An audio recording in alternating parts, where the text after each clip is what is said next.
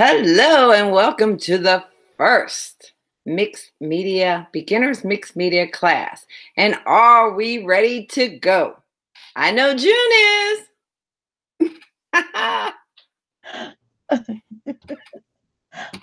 She's ready and waiting. I just want y'all to get a gander at that. June, love it. I just want y'all to get a gander. Oh, shoot. Sorry. All right. So we are here and we are going to be starting with our beginners mixed media. So what I'm going to do first is I'm going to go through the kit and everything that was in there.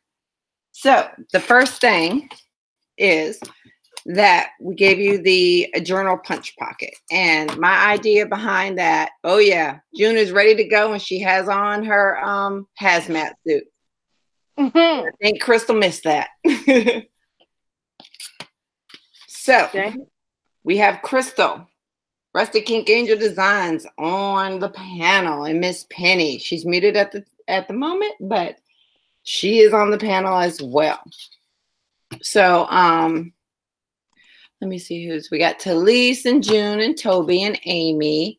Barbara Higgins, I think, is lurking in the background. Toby and Mary and I forgot who else.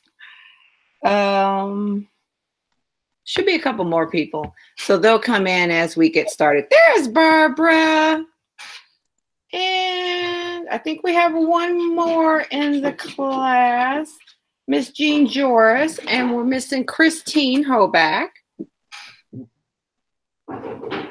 And my dog is running crazy. He's excited. He's bringing me his toys. That's what he's doing. Hi,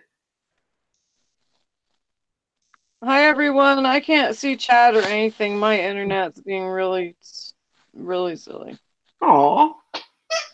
Oh, and my dog wants to play. See, that's what I get for coming in on a Monday early. Oh, I thought I was clicked on me. Okay. All right. Here we go. All right. So the first thing that's in your kit is the pocket journal punch board. And the reason behind this is so that you can keep notes in it and you can keep it in your mixed media book. And I'll show you how I made this one, and it fits right on in here. And you can just put it in here. You can decorate it and put it in here.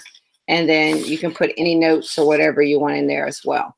And you can do that on the opposite pages. So just in case you want to pull it out and read something, you know, this book is kind of yours. And I made this book smaller so that it wouldn't be so daunting, as you can say, because people that are just beginning mixed media, when I started, I was like, I looked at a blank page and was like, oh boy, I don't know what I'm doing. So that's why it's a small book. But then you can also practice on different papers and do everything. We will be having prizes for challenges that I will give you after class. The next thing in your kit is you have the background stamp. And the background stamp, of course, I had to start off with crackle because everything needs a good crackle. So this is just a small one, and it will, you can actually leave it on the back because you'll just be stamping and doing like this. You're not going to put it on any kind of block or anything. Usually when you're doing art journaling or mixed media, you're going to leave the stamps off of the page. And this is an Elementals 1, and it's called Messy. So this is going to be a good stamp for you to start with. The other thing we have is we have a 16-piece stamp by Prima, and it's called Elementals. Don't forget to fly. And you can also use the background of this for something else if you want. So don't throw that out. And this one is, I like the image on this. Plus, of course, you have butterflies and you have your music notes and everything. And we're going to play with all of this. So, and these are very good acrylic stamps. Why do you leave it off the block when you're doing mixed media? Because you don't, because really, how are you going to, and let me show you. Good question, Amy.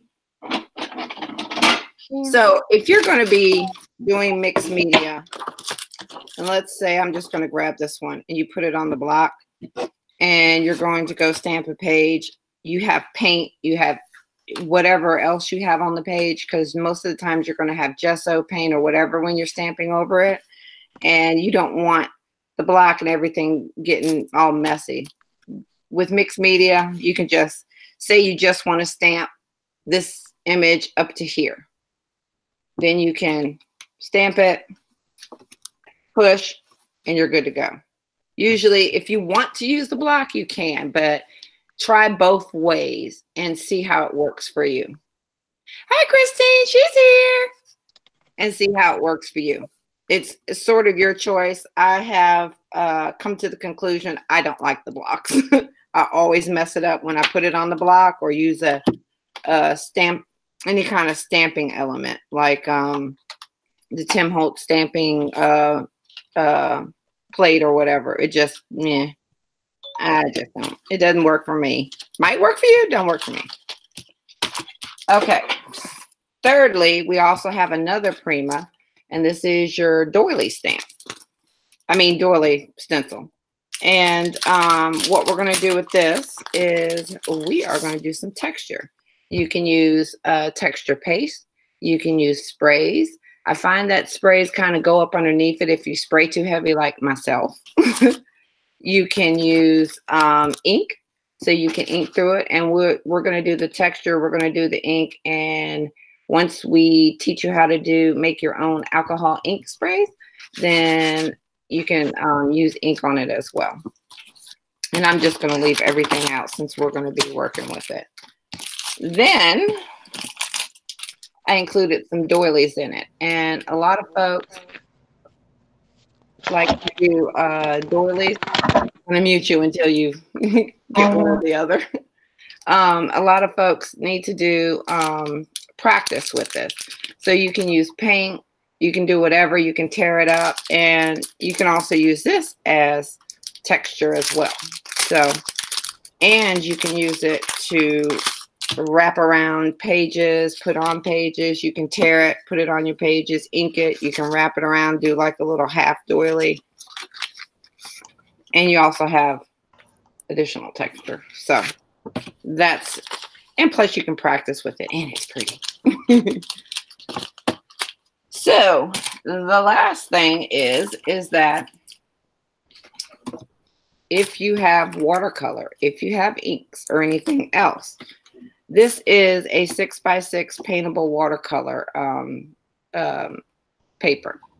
And it's kind of summery. I got the one that kind of was journey type with also elements for the summertime, because I know a lot of us like to do it. I particularly like this. We're going to use this later on. But and when we do the next kit, which I haven't figured it out, I will get with y'all, and we are going to do some watercoloring as well. So we're going to use different kind of mediums.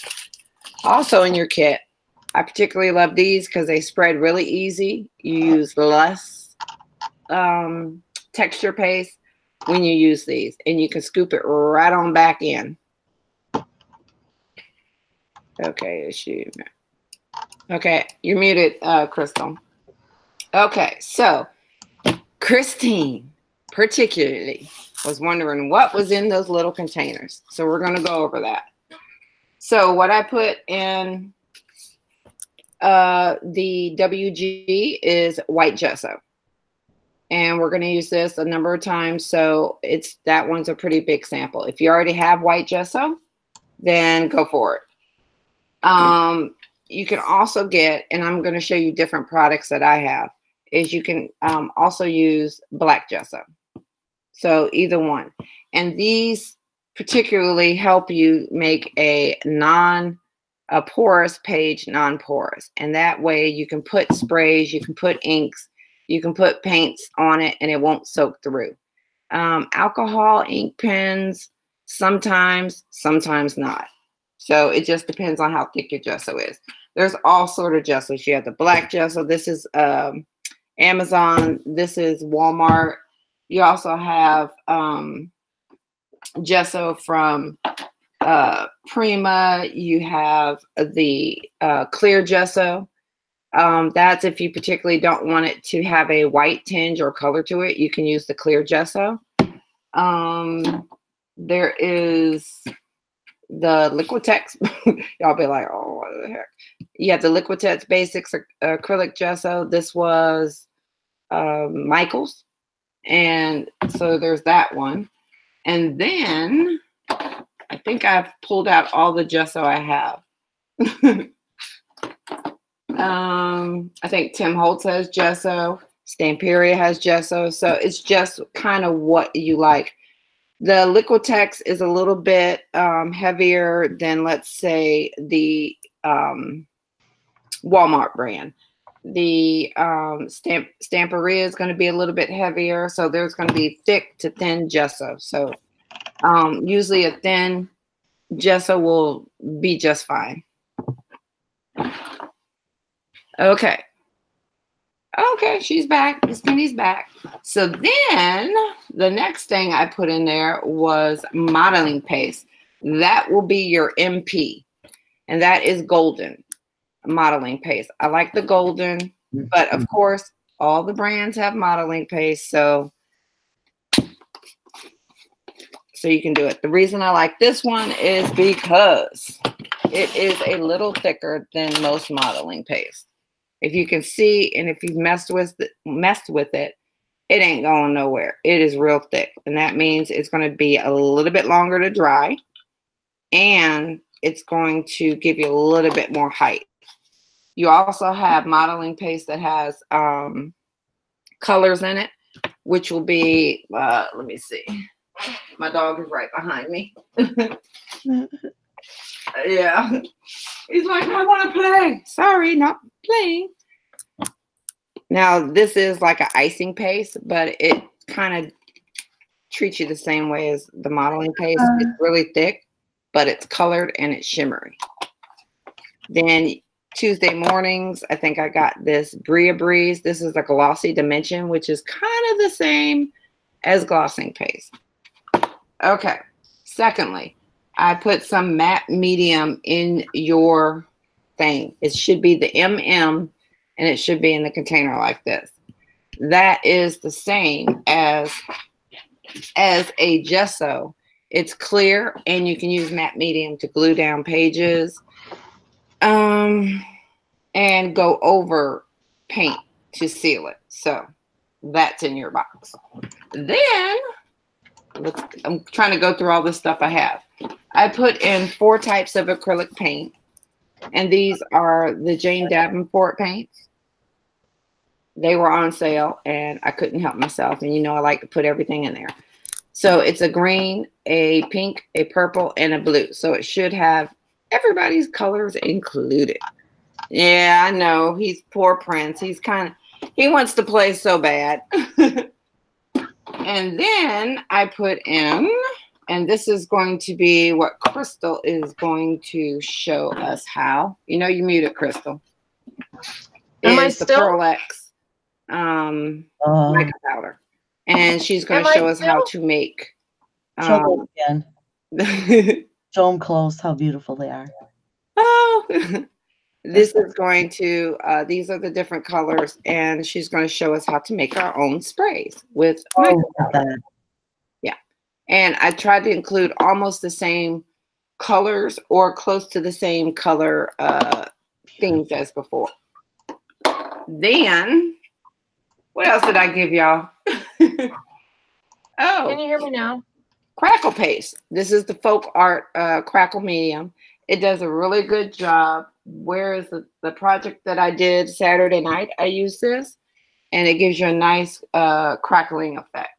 And I've used it on a couple of items. You also have which is Crystal's favorite, which is the Stamperia Crackle Paste. This is white, and they do have clear as well. So they have clear, and they have white, and I do believe they have black. Not so sure. Everybody is hearing Crystal, but I am not hearing Crystal at all. I don't hear you, Crystal. What Okay, on I'm earth? like, but everybody else can hear me? Yeah, everybody, they can all hear her. Really? Huh. I'm like, do you hear me? Yeah, I can hear you. There we go. Now I can hear her. You can hear me now? Yeah. Yeah, I hear you now. Okay. I've been saying, can you hear me now? Can you hear me now? Oh my Yeah. God. No, hear it all. That's weird. Yeah, everybody can hear you. You can hear you. Wow. So that's great.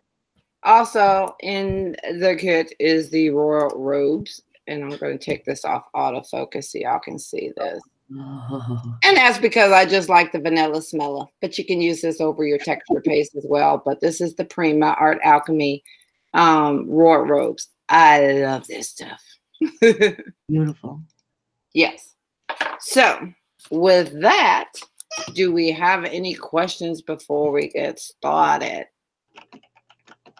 So what I did do is, and I'm going to see if I can bring this up without messing up anything, is I gave y'all, I'm going to share screen again. Sorry, it's not your other picture, June.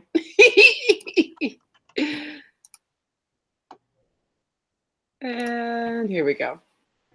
So what I did is I sent out in your email is Inks Explained, because when I first started, I didn't know about several of the inks, and I kind of had to figure out which one runs, which one doesn't, which one you can use with mixed media. So this kind of gives you an idea of the different inks. And I pulled this from, let me get the Card Making Paradise. Very good site as far as having this up there.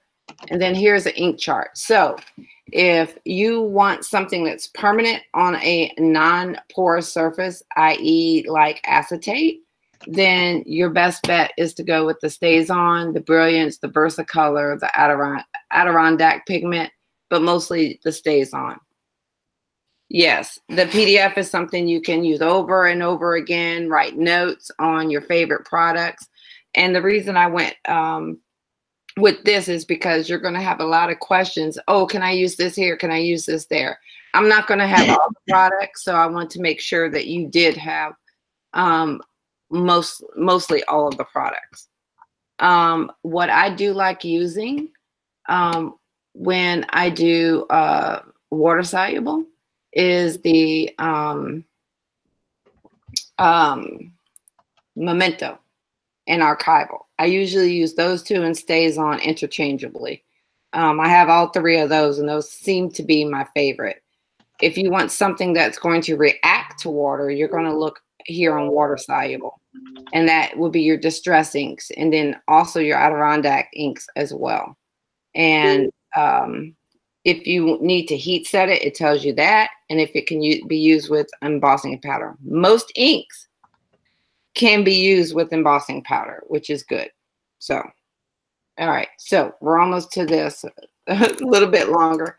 And another thing that I wanted to make sure that you knew is what was water-based is who's it's me. I'm turning it off right now. And what you can use, what solvent-based, what are waterproof, what are pigment inks, oil-based, chalk pads. So this is a good read. And if you have them, you can be like, oh, okay. The next thing is your mediums. So what do actual mediums do? Mediums are usually used with acrylic paints, and they extend it, they can thin it, they can control sheen, adhesive. You can use it as a primer, which for mixed media, that's kind of what we do. We like to thin the paint, adhere it, and we want it to bind to dry pigments such as your embossing powders and mica powder. And yes, you can put them in there. So this just goes through and it tells you the different gel mediums. There's a good video that I included in there about gel mediums from Golden. Now, golden is quite expensive, so kind of do your due diligence in shopping. Myself, Crystal will tell you what we use, and what we find that works. But I thought it was interesting that they had pumice gels and glass bead gel. I do have a glass bead gel, and I'll show you what that looks like. And I use this several times when I'm doing like either something that looks like a watery effect, and I'll show you what that looks like. I have it here. And then it has your paste, your molding paste, your coarse molding paste, your crackle paste. And that's going to explain everything there. Your fluid mediums, I don't really get into the fluid mediums unless you're doing like acrylic pours and stuff like that. I have not gotten into that yet. The super coated is awesome though. Yeah, and I'm not sure I want to. And your Golden Artist Colors polymers. I don't know if anyone's in there, but I threw it in because maybe you do like doing artwork and you need it. So that's kind of explained.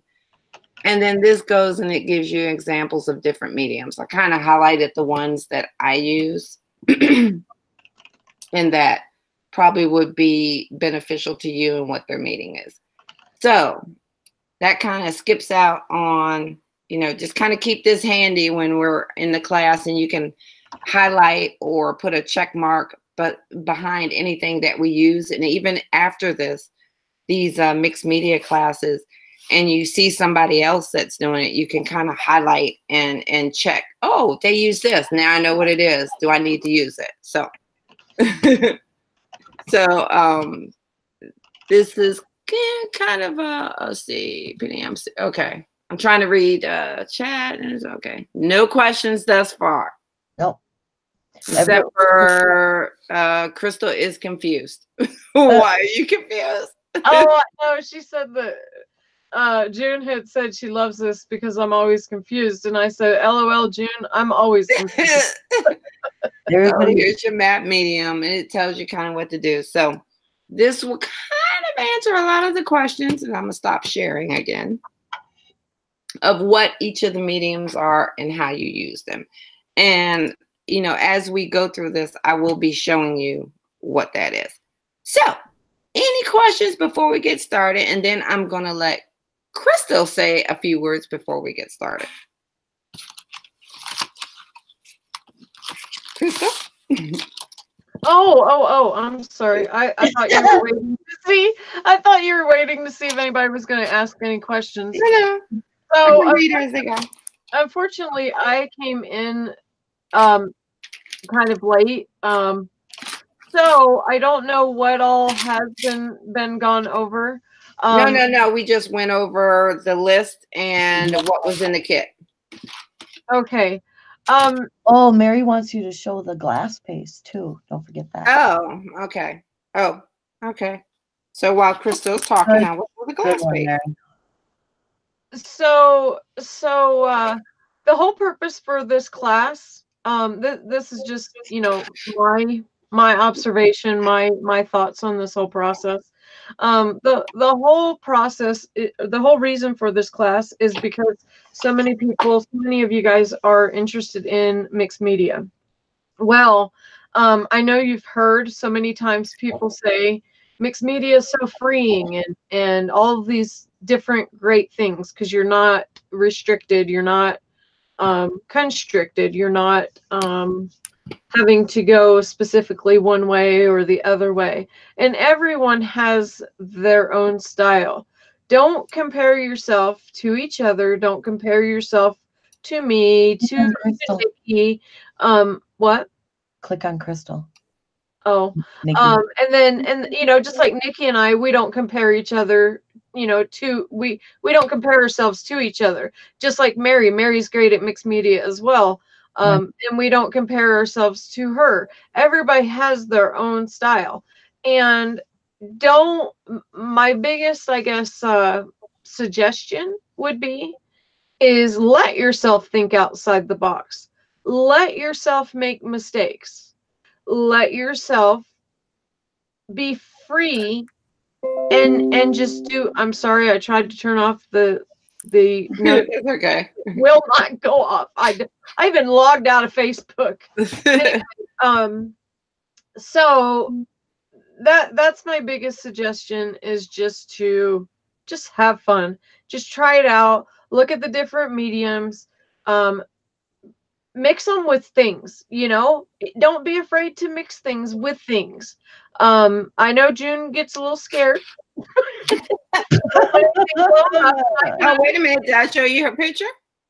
No. This is informal. June sent me a new picture. Let's just show that again. Yeah, I think it's important that we do see the safety gear. Yes. Here we go. Y'all ready? Safety first, ladies. I know. Here we go. I'm gonna present and share screen. Are y'all ready for this? Oh yeah. Oh, wait a minute. Wrong screen. Wait a minute.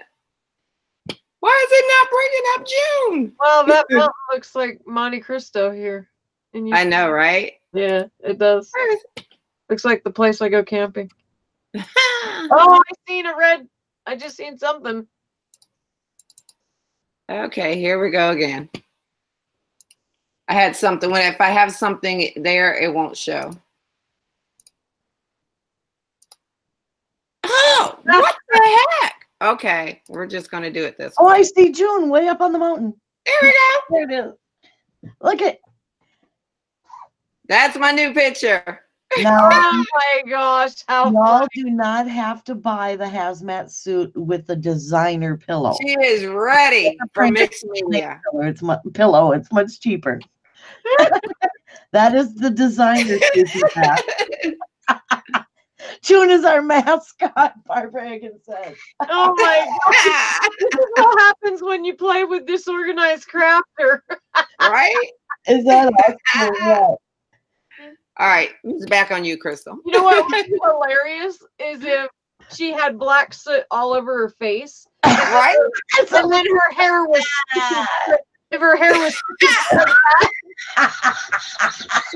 that would be awesome. Oh my gosh. Please warn me. Just bring it on, bring it on. All over myself. When classes go wrong. Oh, that would be fun. Before and after. Right? So make Bring it sure. on, Nikki. Yeah. So she said next photo. That's just my biggest suggestion, is just, you know, and don't be afraid to ask questions. Yeah. Everybody knows one another here. Everyone's, you know, we tease and give Amy a hard time, but you know what? I can't imagine having a class without her, because Amy is not afraid to ask the questions. There's so many people that sit there and they're quiet, you know. All of you girls are great, but I'm just saying we do give Amy a little bit of trouble, but it's no trouble. It's fun. You know, we all have that. Mary said, except Amy. We all have that way we can banter back and forth with each other. But you know, look around your house, even if you know, like save, I don't know, you know, who eats like macaroni and cheese in a box, or save things like that so that you can play with it. You can literally wipe some gesso on there, paint it, or put a bunch of stuff on there and then paint over it. And then there's a mixed media piece just for something to play on. Now, for me, I might do that if I'm I tell you another thing. Go get yourself a couple puzzles. All right. I'm going to actually I was going to go live yesterday because I've got this really good idea that I want to do with a puzzle. Go get yourself a couple puzzles. Get one with the big pieces. You can get them from the dollar store. Yep. Get one with big pieces and then get one with the tiny pieces, okay? Because we will be doing something with that. Just as a side, as another side class. But you know, so let's say you're wanting to use like a macaroni and cheese box or something like that, okay, or a shoe box, I mean, think outside the box, literally. Think outside of it, you know. Don't throw away a broken piece of wood, or don't throw away that little jewelry box that you got that, oh, it's garbage. Save it. Do some stuff with it. But let's say you have a bunch of like different pieces from like Dusty Attic, or you know, different places like that that have the designer style chipboard embellishments and things like that. Don't do that. Don't waste that on a shoebox or something like that, unless it's a nice shoebox that you're going to hang up, you know. But you know, practice with go get in your husband's or boyfriend or whatever, go get in the garage, go get some nuts and bolts, just start piling stuff on and just play to get just start making a box of junk. Right. Exactly. If you got a junk drawer, go get in that thing, you know. Okay. So since we are on time constraint, I'm going to go ahead and get started. I just got out of work, everyone. So yeah, I'm here. She's here, and she will be interjecting in as we get started. So what I want you to do is I want you to get out your white gesso. The WG, Christine, WG. Yeah, because Crystal's going to be teaching us how to do alcohol inks next week. So make sure you have a 91% alcohol. Yes. Yes, Christine. In other words, hoard everything. Hoard it. Okay, so we're going to skip over. And can y'all see this fine, or do you need me to get closer? Because I'm going to pull this down a little bit closer. It was great, Talise. All my arms were full of soil. It was fantastic. My whole front of my shirt she was loving it. Was full of soil. Inside my pocket was full of soil. Yeah, it was a fun day. All right, I'm going to click on me. And I think I got the camera. Good. All right, there we go. All right, so get out your book. And again, this is, can you see me now? I think I just switched. Okay. There we go. Okay, so get out this little book. And this is meant to be for quick classes. We don't want to do a big, oh, I forgot to say. Hey, don't forget the canvas. Don't mess with the canvas until I tell you to mess with the canvas, Christine. Because we're going to do something at the end. So, and we're not going to mess with the black pages until we do the alcohol inks, because these black pages you can use, but they're mostly for metallics, shimmers. You can actually do white gesso on them, but we're going to use them for something different. If you have a clip or something, you can just clip this up here and work with it, or put a paper clip on it. I'm just going to bend it back and it lays flat, no problem. You have to see the canvas. Nikki? Yes. How many kits do you have left? I have, I think about 4. Okay, so we decided to do it this way because we know all you girls are interested. However, if you guys can swing or are interested in the kit, let us know so we can put one, you know, aside for you or whatever. Because yeah, we put it aside. Yeah, there's a lot of stuff in that kit. I just don't want somebody, you know, to come in and buy it and then someone be waiting until they get paid. You know, let us know those things, please. Yeah, and then next week, be thinking about what you want to see in the next kit. We can do another stamp set, stencil, and maybe some sprays or whatever. So you want to just go ahead. You can pour it in something. I usually just do it right out of the thing, right out of the container. That way it'll save me. And just do a light. And this is mixed media paper. It doesn't have to be mixed media paper, but you can do this with any paper.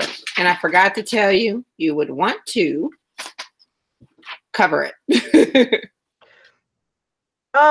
Just a question.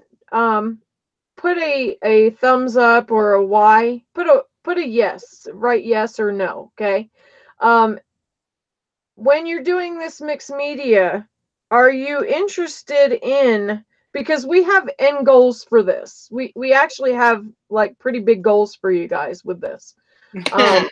So, you know, there will be an intermediate And you want to dry. there will be an intermediate part and then a advanced part. So, are you interested in doing art that looks like Finnabair? Are you interested in getting to that level? Is that your purpose for buying this kit or wanting to be part of this class? Just curious. All right, so once you put the gesso on, just give it a quick dry. And literally, it is a quick dry. As she was saying that, I dried it. And that is going to stop any kind of bleeding. It's curled, but don't worry about it. You're going to put plenty of stuff on it. You can actually gesso the other side if you want. And we're just going to start with the 1 page, and then we'll go to like 2 pages. But, oops. This one we're going to do. Now, there's 2 ways you can go with mixed media. A lot of people do art journaling, and that's going to be the basic techniques I show you today on art journaling. And then some people do canvases. So once you finish kind of with the beginning course, then we'll start stepping it up. We'll be doing both art journaling and a little bit of canvas and a little bit of art journaling. And then possibly we'll step up, and when we get to maybe the advanced portion, you start doing some altering of bottles and objects and stuff. So here you go with this. If you have inks, this is your Memento. This is your StazOn. Both of these are good for stamping and then coloring with paints and inks over top, because it's not going to run or spread or blur. So I particularly like both, actually. And let me see. And if you're going to do stenciling, if you're going to do stamping or whatever, you want to make all your stamping first, unless you're going to stamp this on a separate piece of paper and adhere it afterwards. Then you want to stamp it on the paper first before you start any of the coloring. So I think I am just going, oh, do we want to do this? I'm playing. I don't know. Nope, I kind of like this. Okay, so I am going to do, and if you get StazOn, do not throw this out. I did that with my first pad, and it dried out in 2 weeks. I'm trying to read. Have you smelled the StazOn ink? It smells like cherry. Yeah, it does. Yeah, but it'll get you high. Let me see. Sweet. We'll get one of. Yeah, the Tim Holtz dryers. I have a Crafter's Companion. And I think I have a new Cheeto one. Yeah. So now with ink, sometimes if you want to, this I found the best way to do it when you're doing mixed media, because I like to make sure everything is covered. You can do it this way too. But for mixed media, I kind of find this better. And you know, you can use acrylic paints on stamps, and you can use embossing powder on the stamp, put it on the piece of paper, dry it with, use clear embossing powder, and that will be your resist. And then you can ink it up, and we're going to do that as well. We're going to do lots of things. This is just basic. I don't need that anymore. And the one thing you want to do, if you're not using, like per Amy, not using a stamping thing, is when you put it on, stand up and do that CPR stamping. Oh, she's answering the questions in the chat. Good. Yep. I like to make sure it is on because you do not get a second chance. And it really doesn't move because the gesso is not a slick surface, so it does not move. All right. Hopefully it came up. And there you go. Now, when you're using StazOn, if you're going to be using pads for mixed media, it probably is not necessary to clean them a lot. And this will wipe off really easy on these Prima stamps. Even though they tell you to use a cleaner with a StazOn cleaner, the reason why I got these stamps is because everything wipes up off these stamps. Love them to death. So with StazOn, if you noticed on the StazOn, on the sheet, I'm going to refer back to the sheet. It tells you, do you have to heat set? And this is probably backwards. I hope it's not. Do you have to heat set? Go to StazOn, go over here, and it says, nope, you do not have to heat set. StazOn dries really quickly, really quickly. And look how clear that is. That's why I picked these stamps. Love them to death. Let me see if I can get a clearer image. Oh, because I need to take it off auto. Hello. There we go. Gorgeous detail in the stamp, and also the ink attributes to that too. Beautiful. All right. And they have, I believe, 3 sets. If I talk too much, I was talking today all day in a meeting too. They have 3 sets of these elementals. So I think the next one I'm going to do is Trust the Magic because I love that one. So the StazOn and the Memento will do the same thing that this does. Now, while we were talking, I'm going to do this. I don't have anything, but I am one of those worrywart. So guess what I'm going to do? I'm going to heat set it. You don't have to, but I am. It was already dry, but So does anyone have any questions? Does everyone know what gesso is for? Does everyone know why you would use clear gesso, white gesso, black gesso? Yeah. Just curious. If you have any questions about anything like that, please ask. We don't wait a minute. Amy's back. No wonder we didn't have any questions. Wait a minute. We're going to wait. Oh. We don't want to go forward if there's something we're leaving behind. So if there's any kind of questions such as that, please ask now. Or we're going to assume you know. Yeah, my thing was auto-focusing because it can't focus on this one little item. That should do it. Anybody? June said yes. Yes, what, June? What question? Yes, you're going to need your hazmat. Is it to help set anything on the paper? You can set anything on the paper. If you're just doing this on a flat sheet of paper or let me grab a journal album that's a journaling album and I'll show you.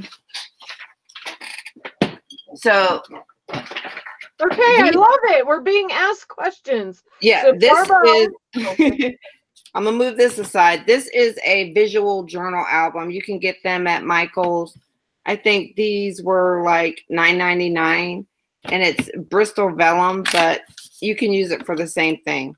I was up here messing around with some stuff before, seeing how one of the stamps looked. But this paper, as you can say, is a wire bound, so you can lay that flat, no problem. Now let me get you another one, and I'll show you the difference. This one, oh, here it is. The gesso, Amy? Is that what you're talking about? Yes, will be selling.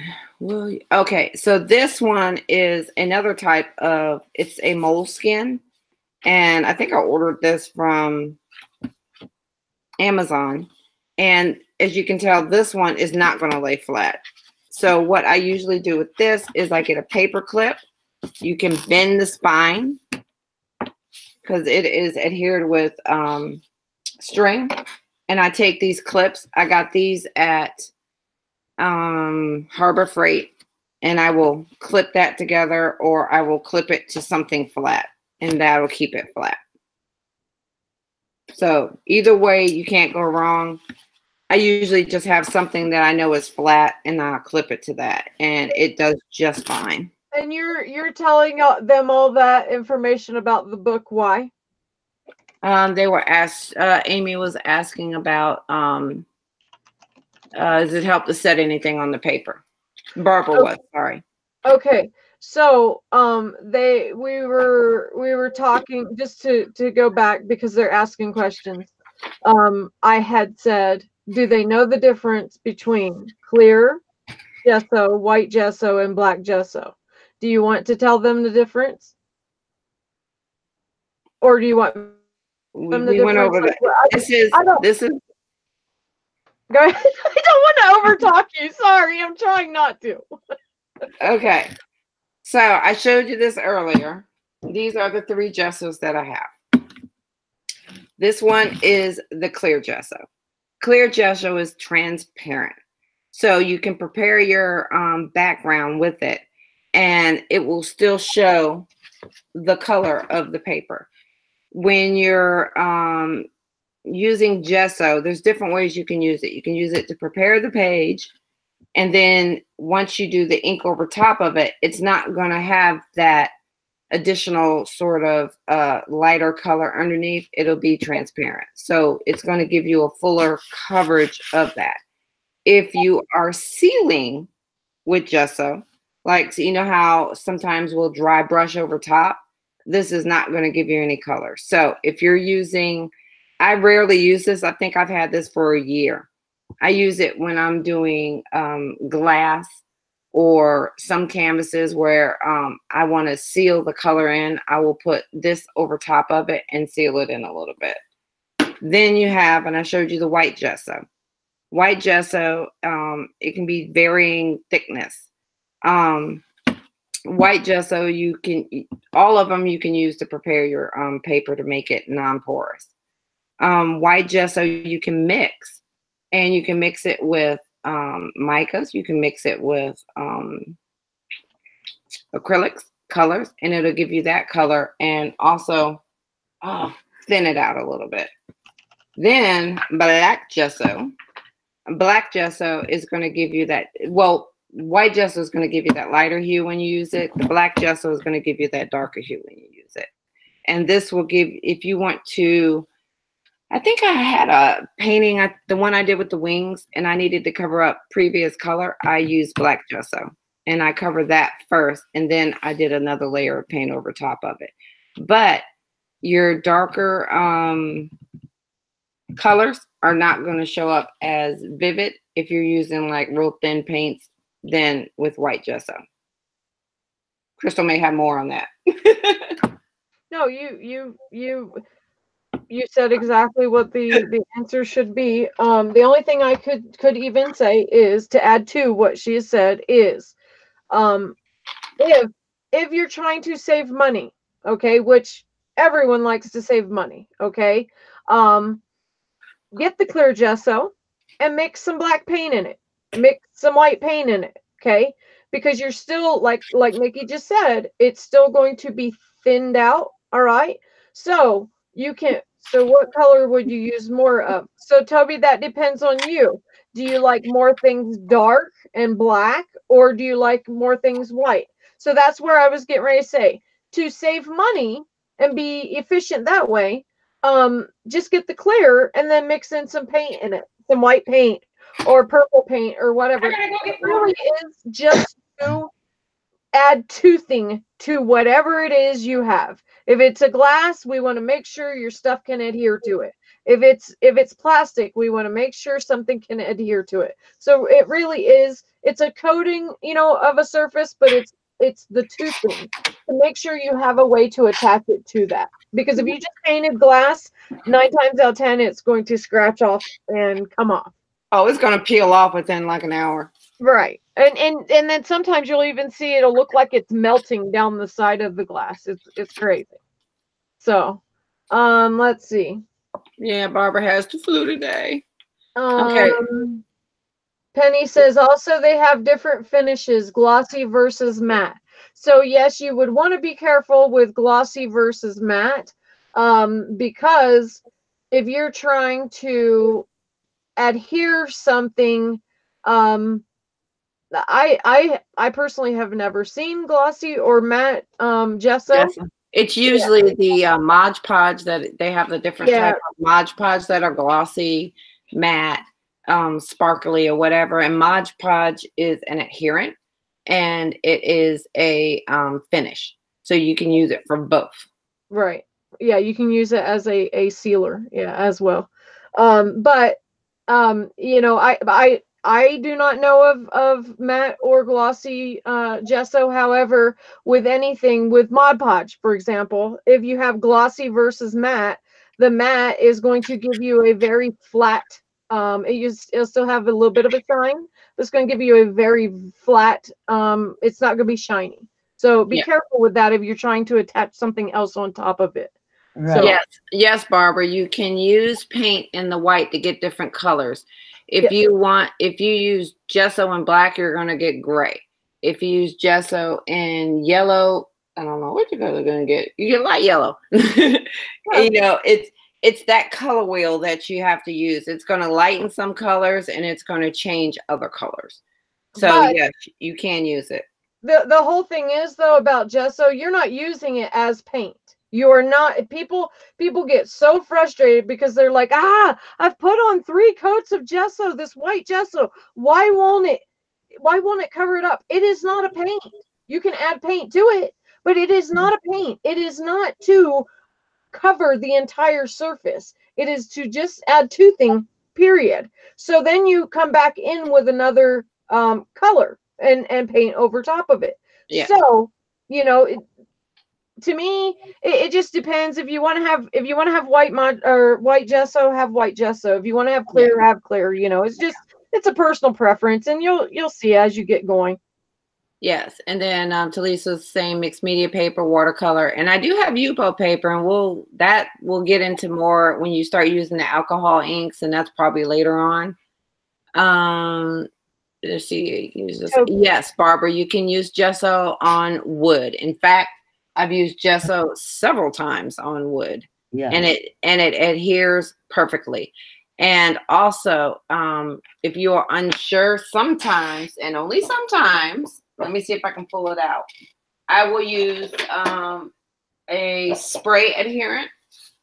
Now, this is just when I was doing on metal, but if you use a Ultra Cover Matte Clear, it seals, protects, and revitalizes, and it bonds to wood, metal, plastic, and more. If you find that the gesso is not staying or something is wrong with it, because if you have slick wood, like an already finished wood that has a shiny coating, that gesso is not going to stay too good on that. You have to kind of sand it down. But if you have raw wood, it's going to, I want to say melt into the wood, but it's going to sink into the wood a little bit, and you're going to have to cover it a couple of times with the gesso. Yep. So what I found is to get this Rust-Oleum, and even if it's shiny or already has a finish on it, I spray this on it, and then I do a gesso base, and it is fine. And I think I sent I did that on some metal, and I sent that to Penny. So, and if it hasn't started falling off, then Penny will let me know. So here's another thing. If you can't, let's say you're in a pickle and you can't run and go get one of those spray cans, okay? Then get some if you don't have Mod Podge, okay? Mod Podge is just simply half and half water. There's something else in there, or half paint, half glue. My gosh, half glue and half water.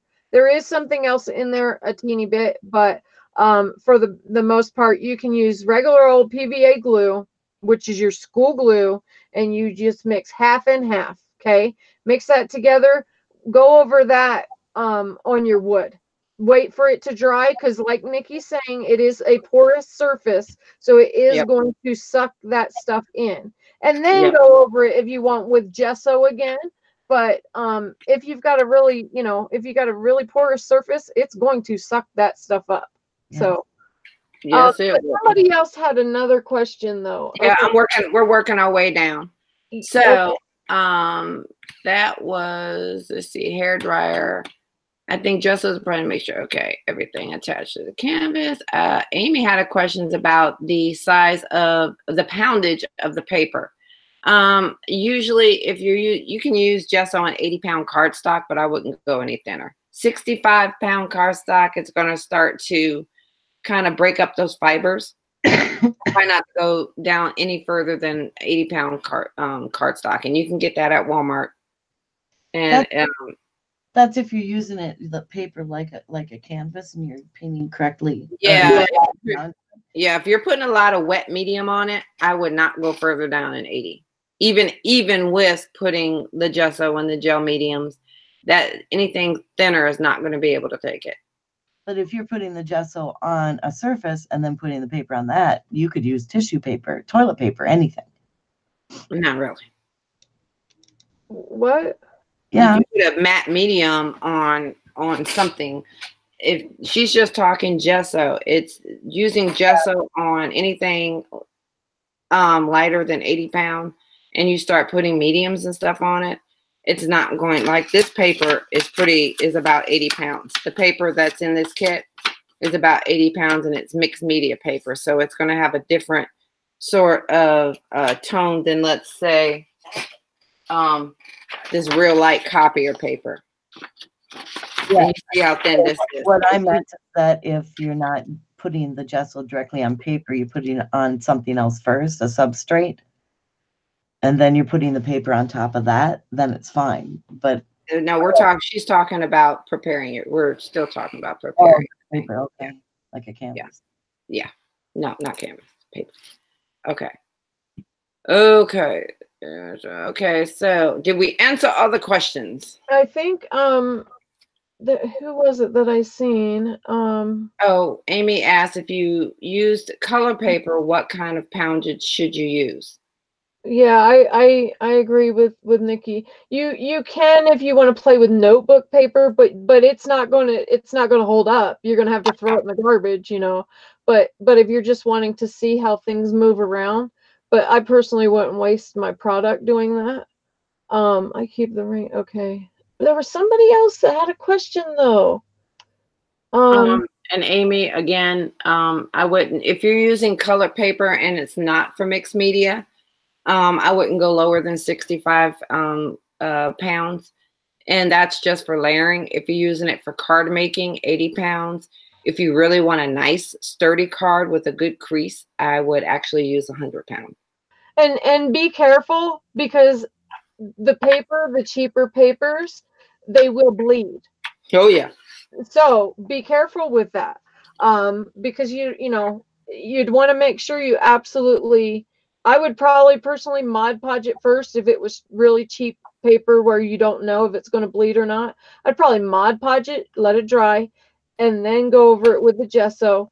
And then, but as you know, as you apply things, the weight of the paper gets heavier.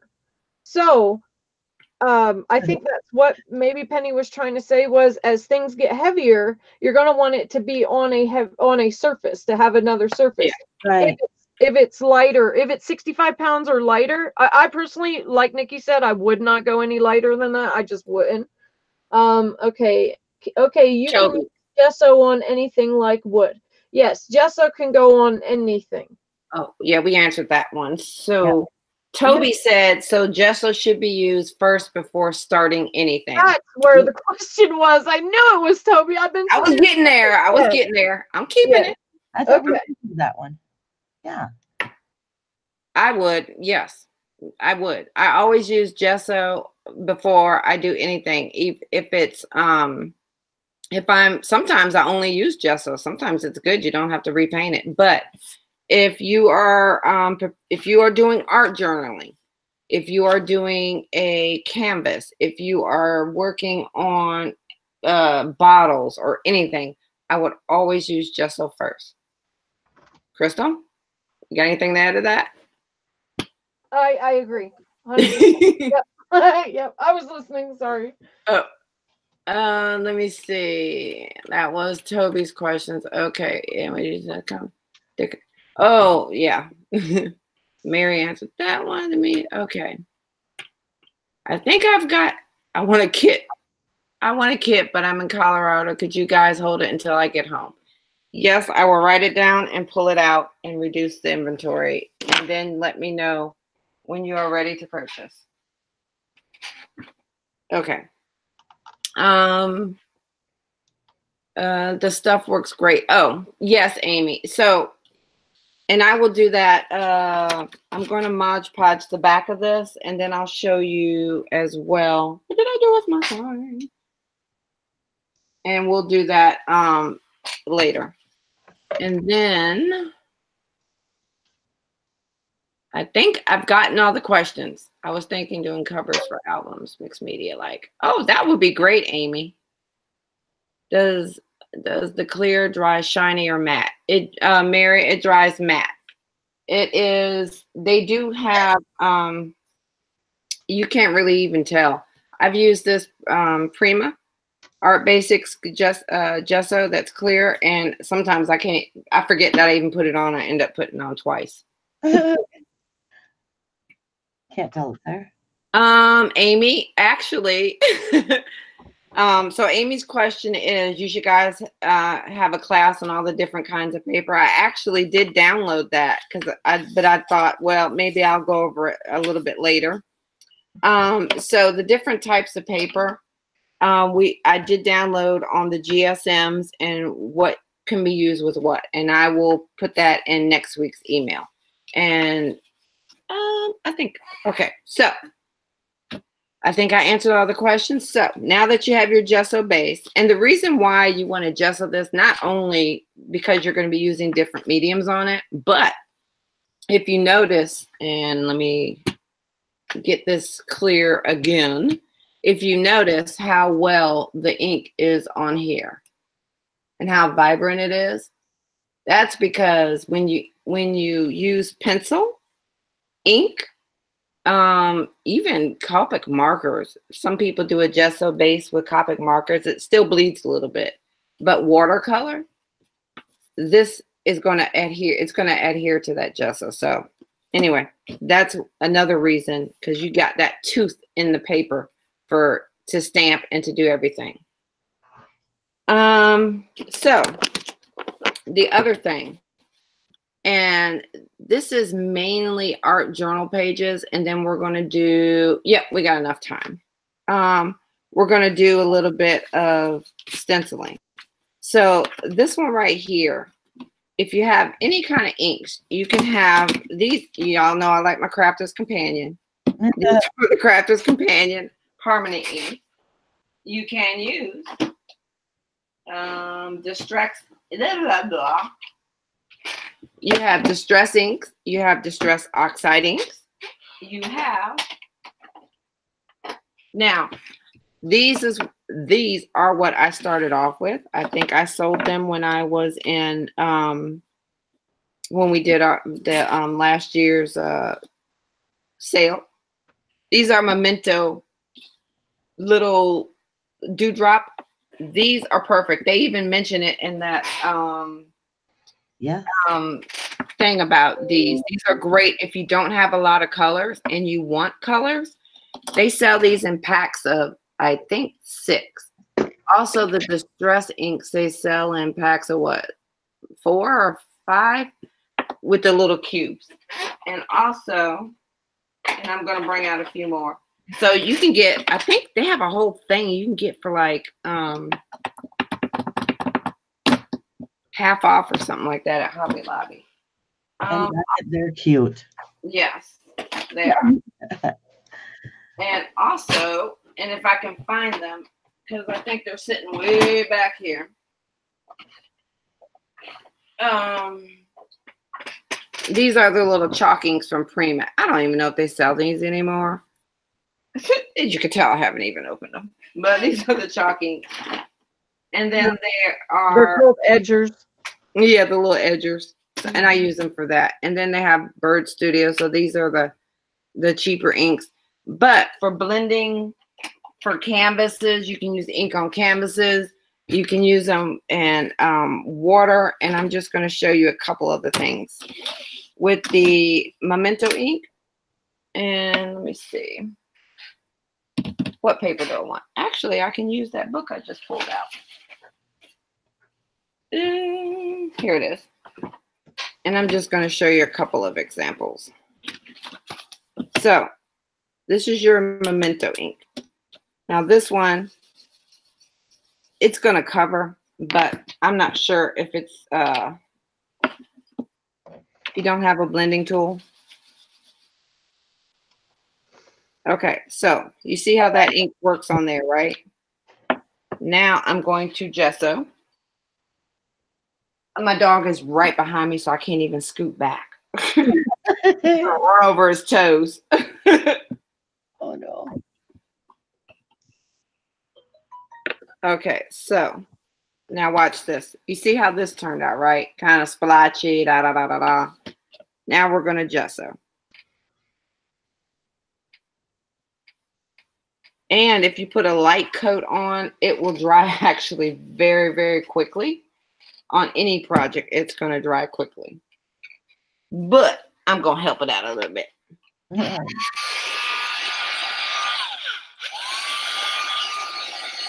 I like it splotchy too, though. It's pretty. It looks almost like watercolor in a way. Yeah. And it's already dry. So let's take these inks again. Y'all see the difference? Look at how fluid that is. Look how And I'm going to smooth. take this and I'm going to go in here. Now look at how it blends. Oh my God, those are gorgeous colors too. Now, Nikki, we're going to go in a little bit further. As you were blending, Nikki, you were going in circles. Why were you going in circles? You do not want to go in a straight line, because if you go in a straight line, you're going to have a hard edge. So, and I'll show you that in the thing. I'm going to put some more gesso on here.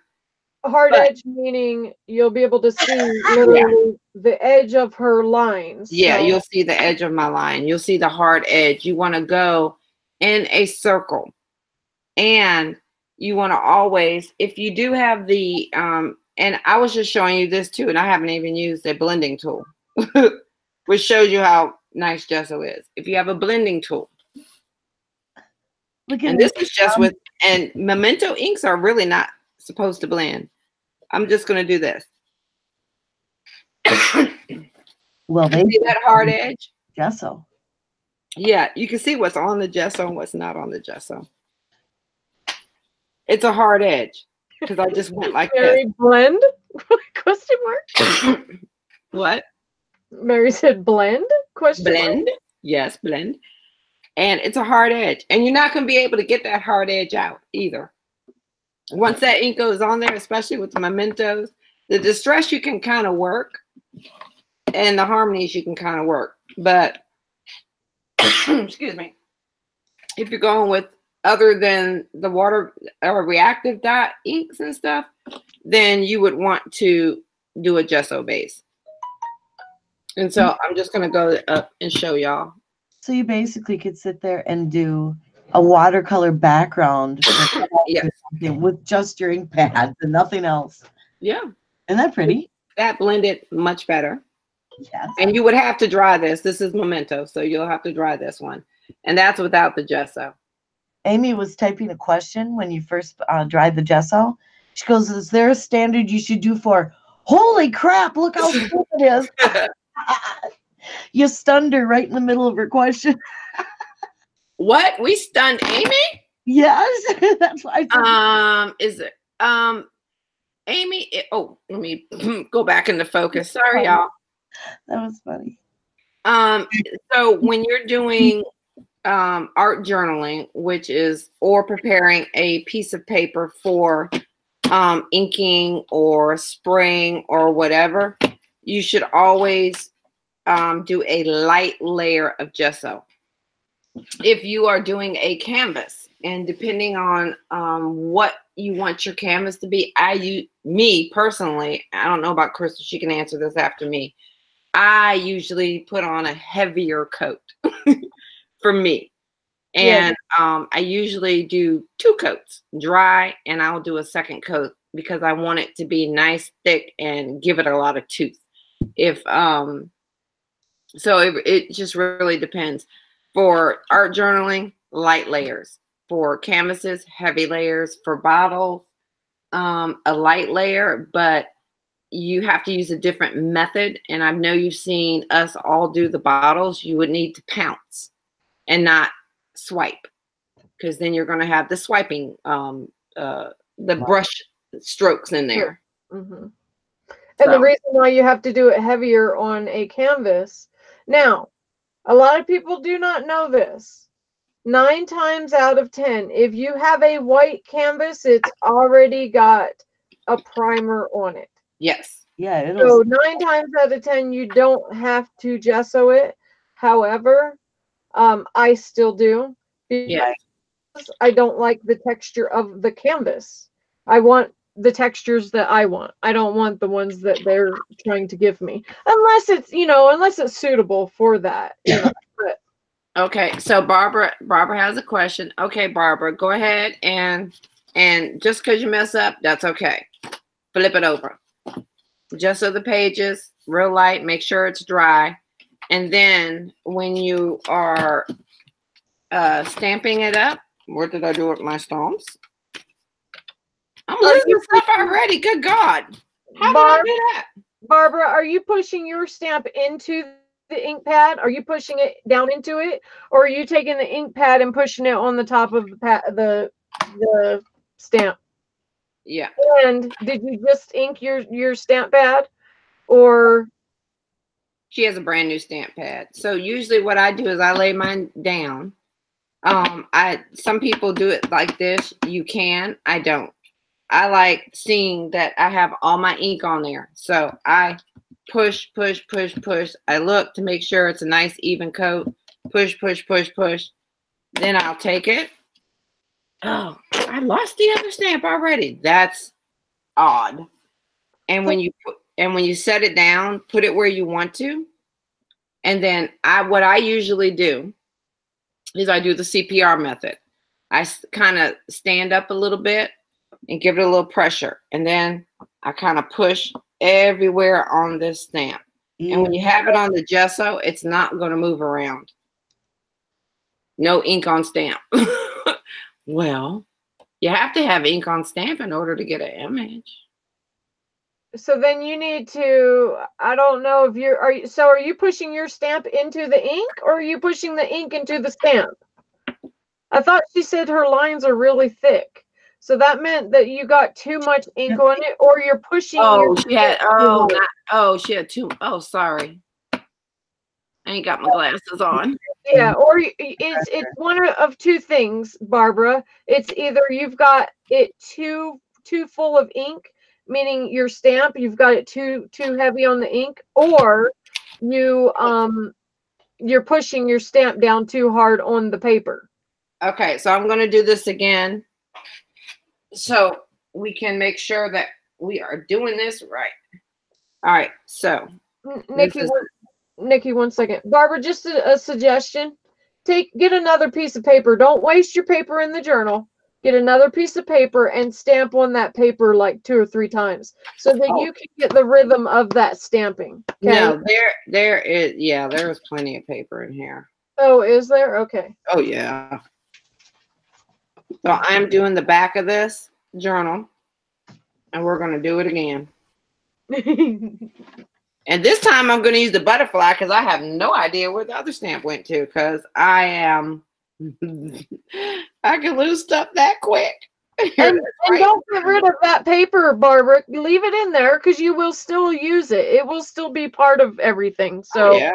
don't worry about it. It's very forgiving. All right. So do a light coat. We're going to do this one more time again, and I'm going to dry it. And we're going to use both sides. So even though we've done this side, make sure you not like me, because I will gesso the previous page.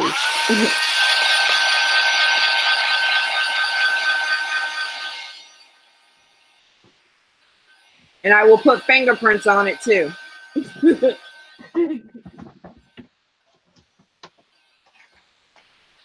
No, I was just, Amy, I was just going through the motions, but now I am going to use the butterfly.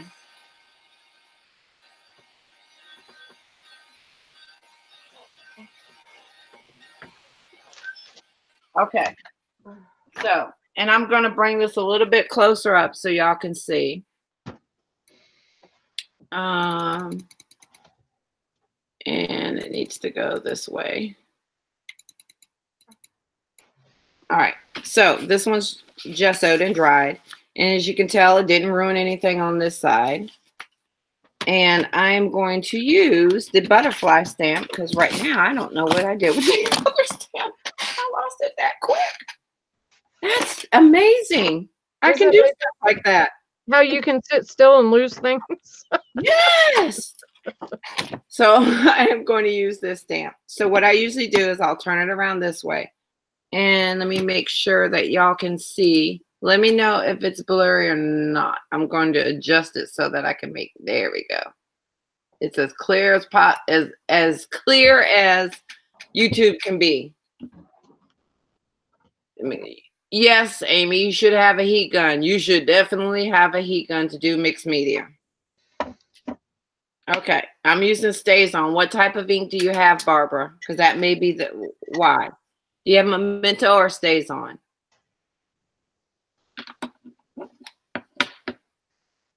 And I have my glasses on now so I can see.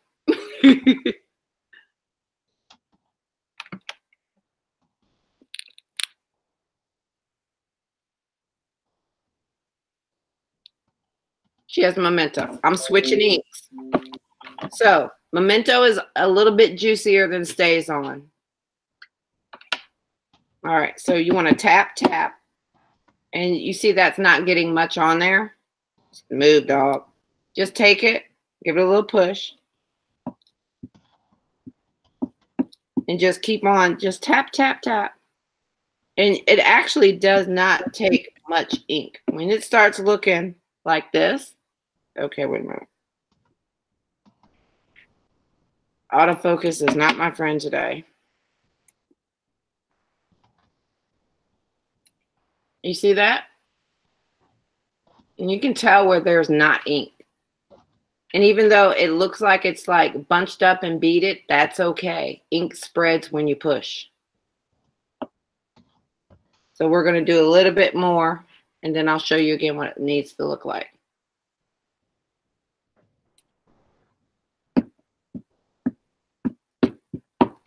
So I'm just tapping. Actually, I kind of like tapping. You can get your frustrations out too. You want to smack somebody at work or something like that, you come home and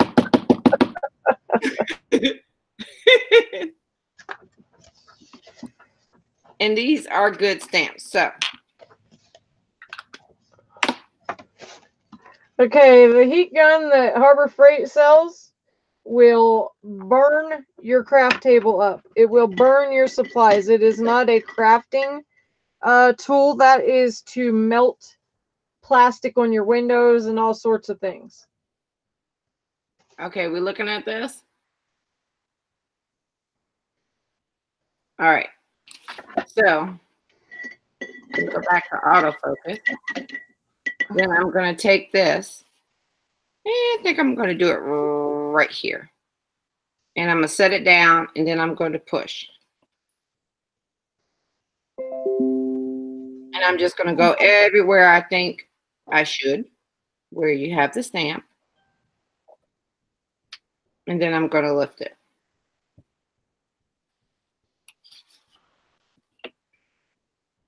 And again, Memento, if it's thick like this, it's okay.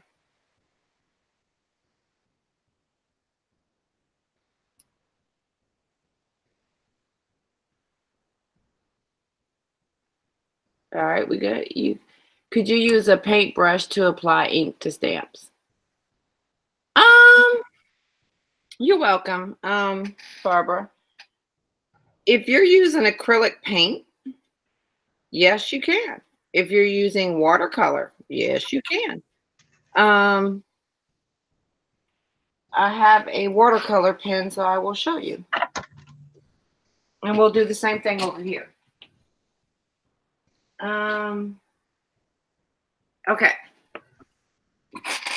Let's do something like this. So I'm going to use this stamp. It's going to be small. This is, let me autofocus again, sorry. This is a Jane Davenport watercolor pen,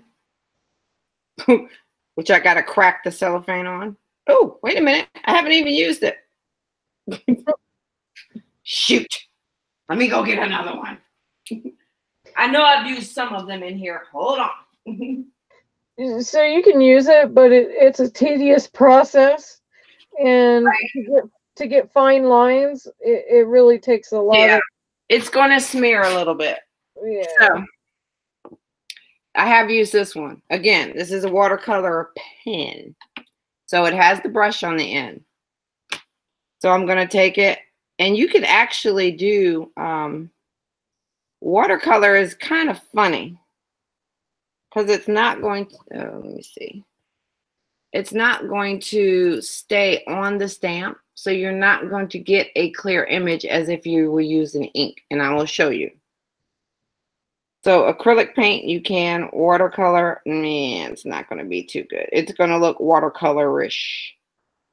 It's good if you have those watercolor pencils that you can scroll on and then reactivate it once it's stamped out, but I will show you.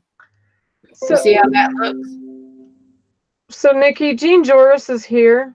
Uh-huh. She can't comment. Which really, Jean. Yeah, I text her to make sure she's here, and yeah, so did I. She can't comment because her grandson did something to her settings when he was there this weekend. Oh, wow. So, I'm going to have her ask me questions on Messenger if she has questions.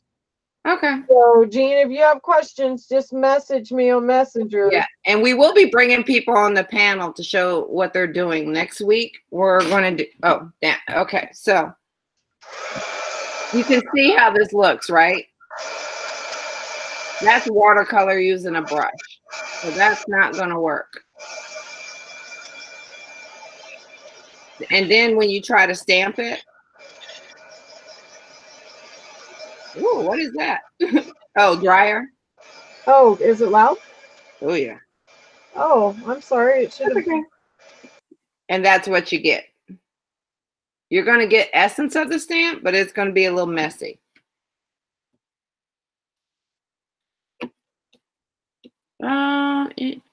Amy, color your paper with pencils and that. Yeah, that's what you have to do. You can color your paper with if you stamp. The first one watercolor pencils. What kind did you get? Oh my God, did I lose the top? Oh, here we go.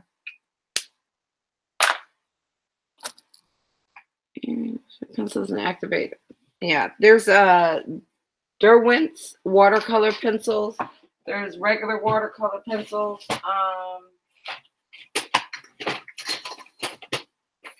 Okay, so these are watercolor pencils. This is when I used to be at the Journey. I know we're a little off track. We'll get back on track in a minute.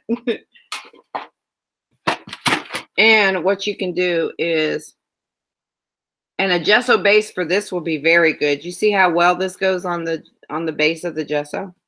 And then let me find you can use a regular brush or a watercolor brush. And where's my, okay. And then that will spread the color. And if you look on the other side, that color is not on the other side. So the gesso is going to protect your paper. Connecting to the internet. Looks like someone split some liquid around their cup. So you can use a watercolor pencil. You can also take a watercolor pencil and you can take the brush on the watercolor pencil and you can lay color down that way.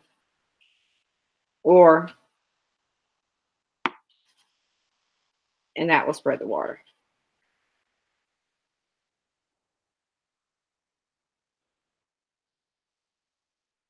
Are we good on that? Got any more watercolor questions?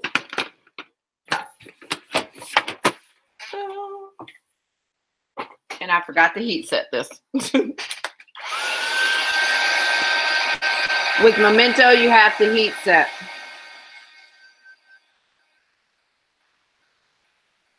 All right.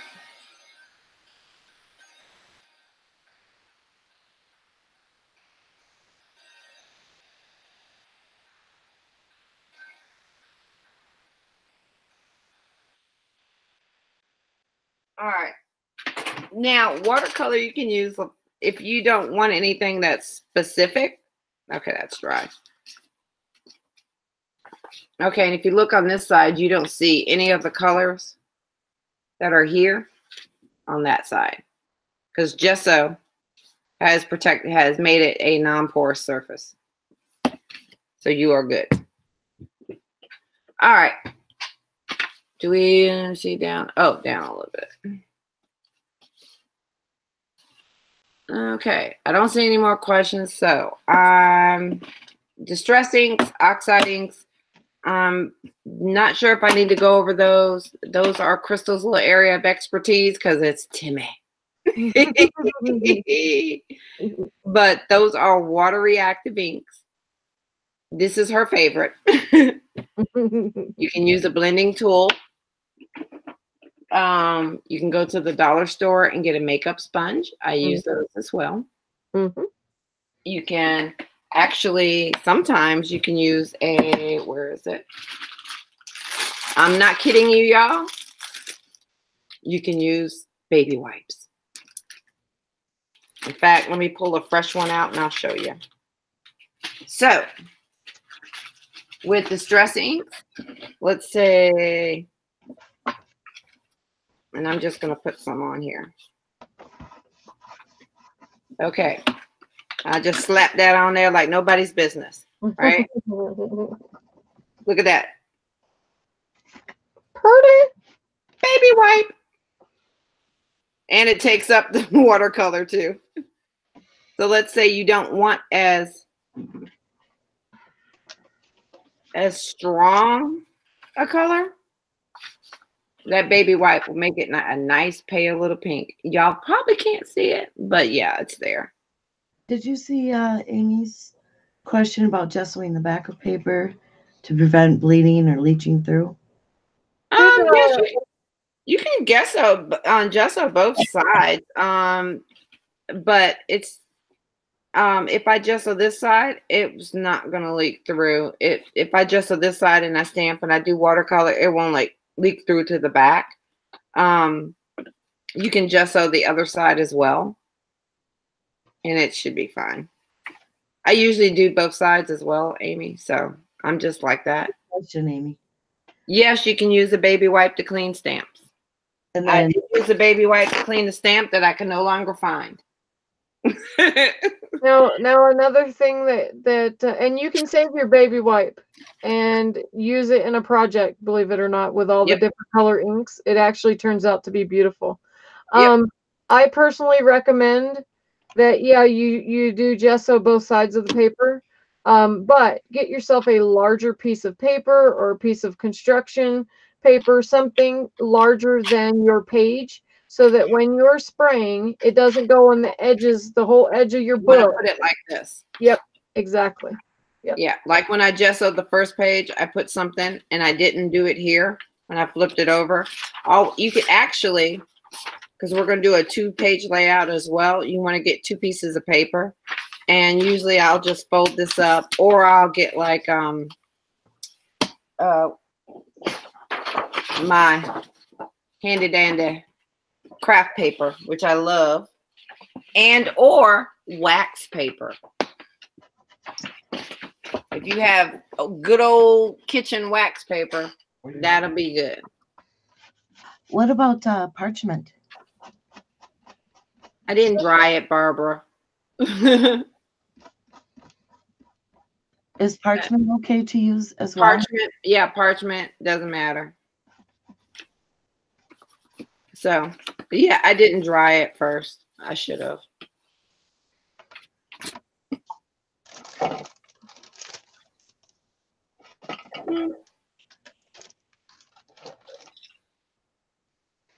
Okay. So, watercolor ink, we went over there. Yeah, I hadn't dried it. I should have dried it first and I didn't. It's dry now. When I was messing with it. It shouldn't have. It's supposed to be water reactive. I don't know why it's coming off. Nope, it's not. It's not smearing. Shouldn't smear. All right.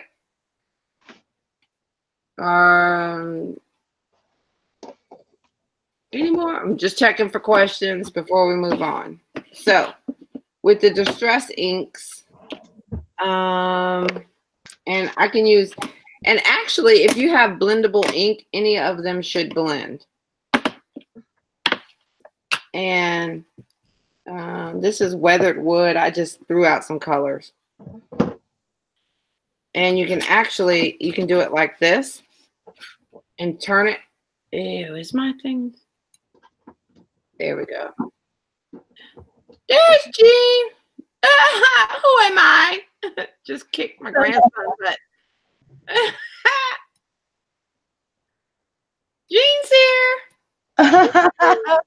Kicked her grandson's butt. There we go. Boot his booty. Yeah. So I'm starting. Usually when you use distressing, this is black soot, and you can come off the page and then start coming on the page and then go in a circular motion. You'll find that there is stuff here on the mat. That's okay. Usually when blending, and I'm going to switch. There it is. Is this the oxide? Yeah, this is the oxides. When you start blending, you're going to do the same thing. You're going to come off the page, and then you're going to start coming on, and then you're going to go down into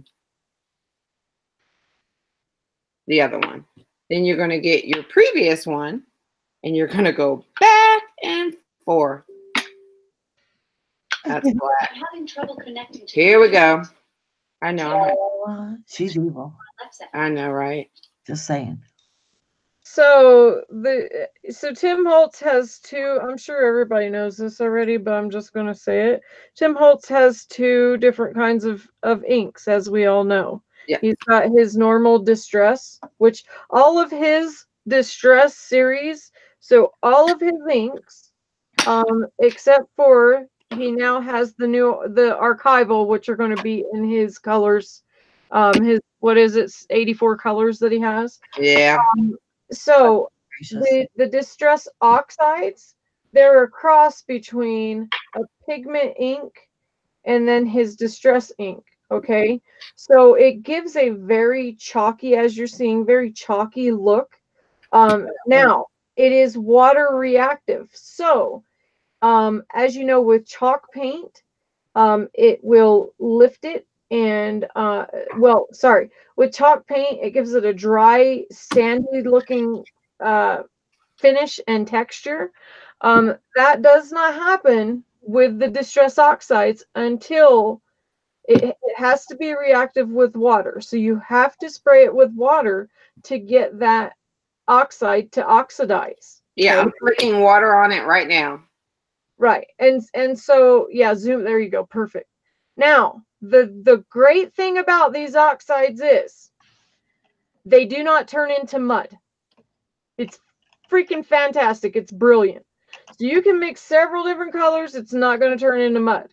With his original distress inks, they will turn into mud if you keep going with several different colors.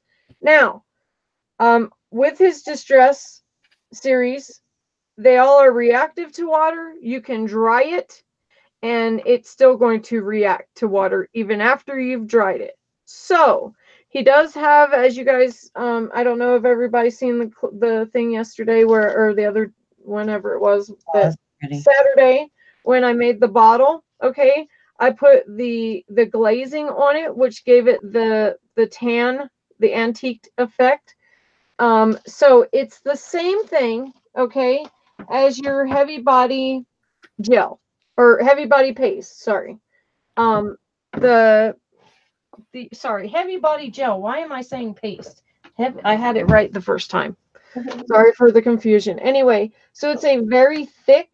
Hold on, let me click on you.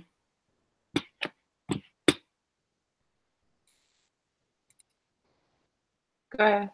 It's a very. I guess it would help if I opened it. It's a very thick, almost like Vaseline type of texture. It's that thick. So you can use this and you can go over whatever, let's say, and we will do this, all right? Let's say we want to distress use his distress oxide, okay? And then we want to spray it with water, and we dry it with a heat gun. The difference between the heat gun and then a normal hair dryer is heat cures things from the inside out.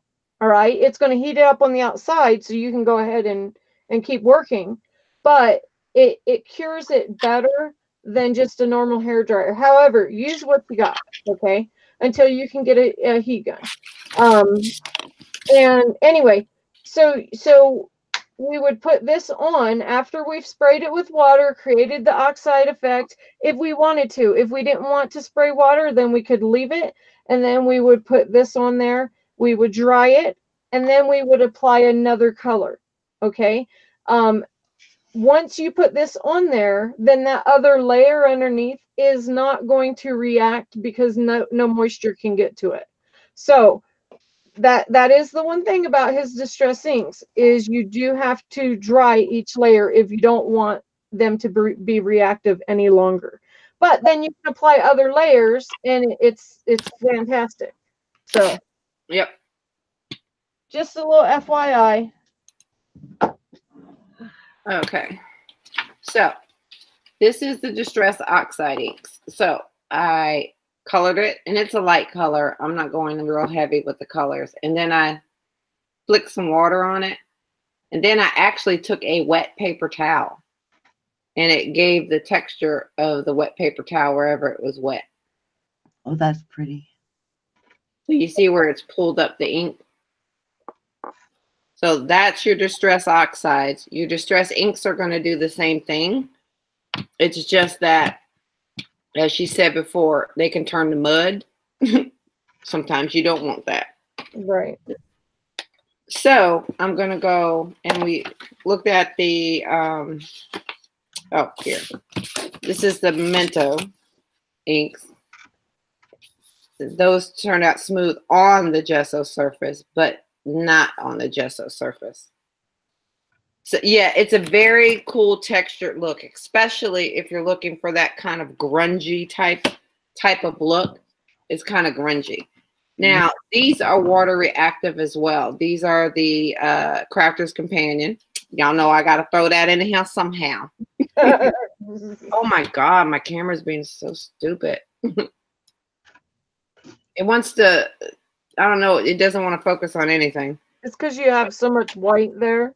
Yeah. If you had a big sheet of black paper. Well, it's tan, but I don't know. The thing that's acting stupid. All right. Usually if I have the tan, it's okay.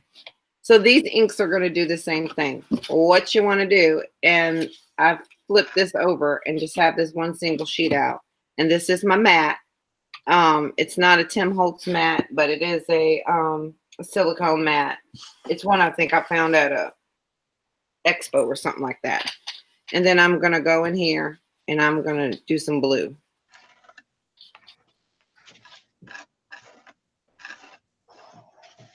And then I'm going to go in and do some purple. And these inks, I have to say, I was very pleasantly surprised with these inks. The pad is juicy as I don't know what. I tapped it once and this is what I got.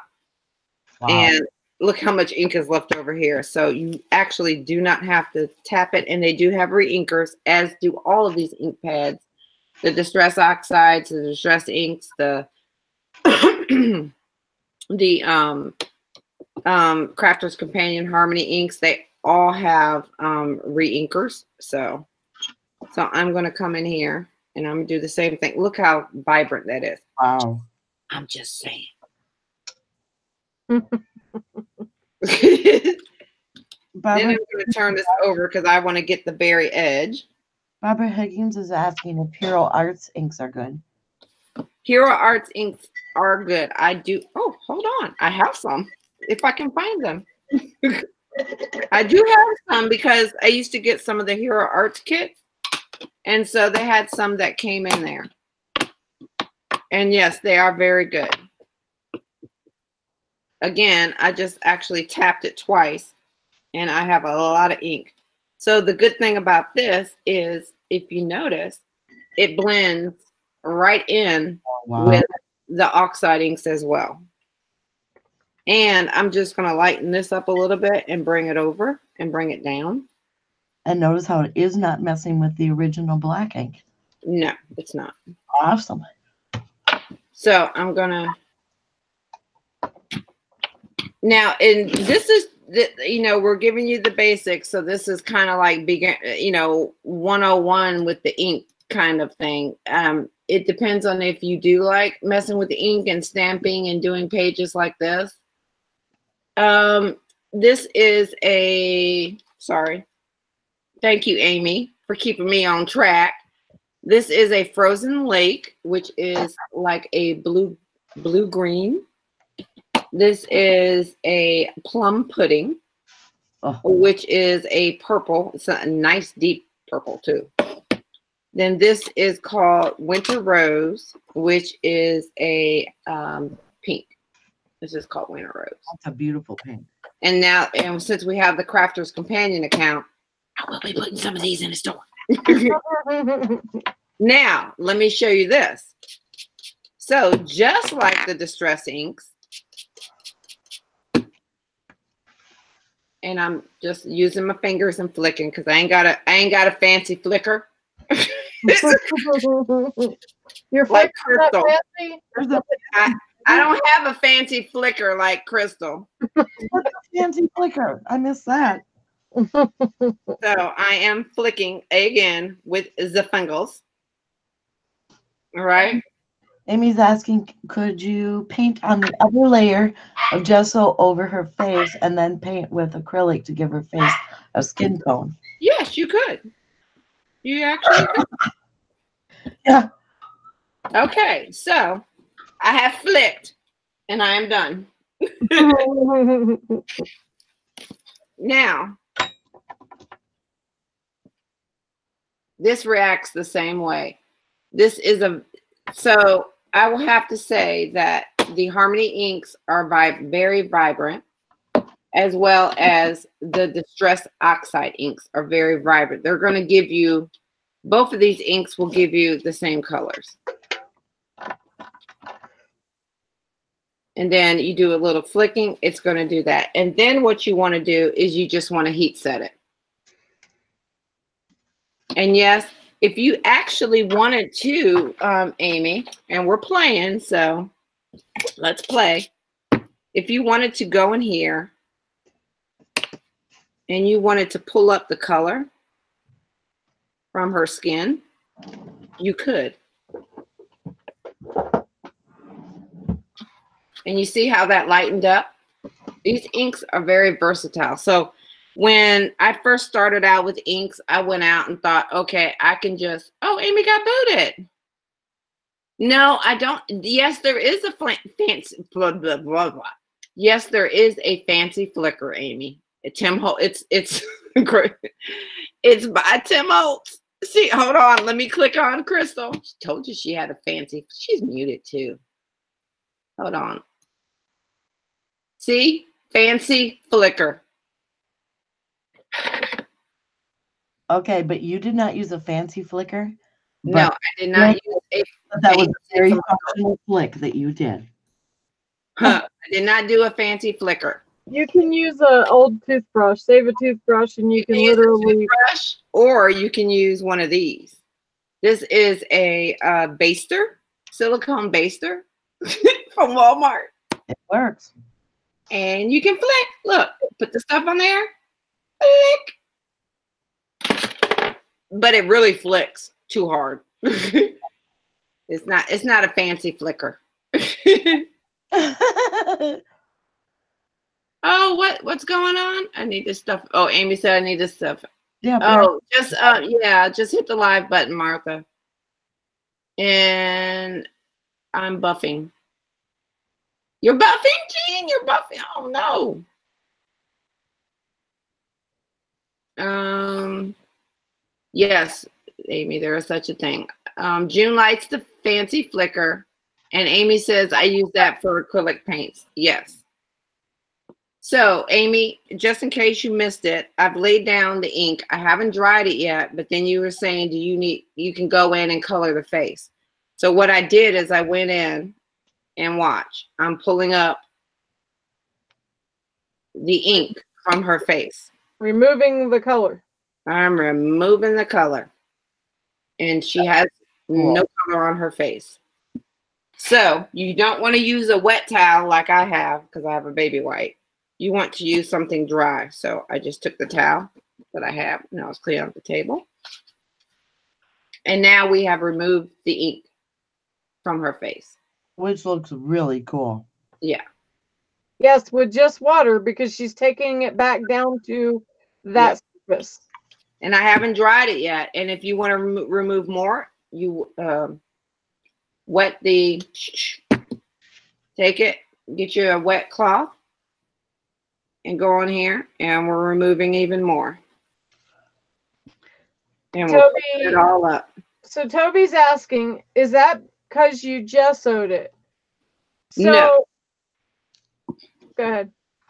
Oh, with, and she'll tell you the same, and I'll let Crystal do the same. Distress oxides, distress inks, and the Harmony inks. Any water reactive dye. They even have that. See, this is Crafter's Companion for Dummies. They have it on the thing.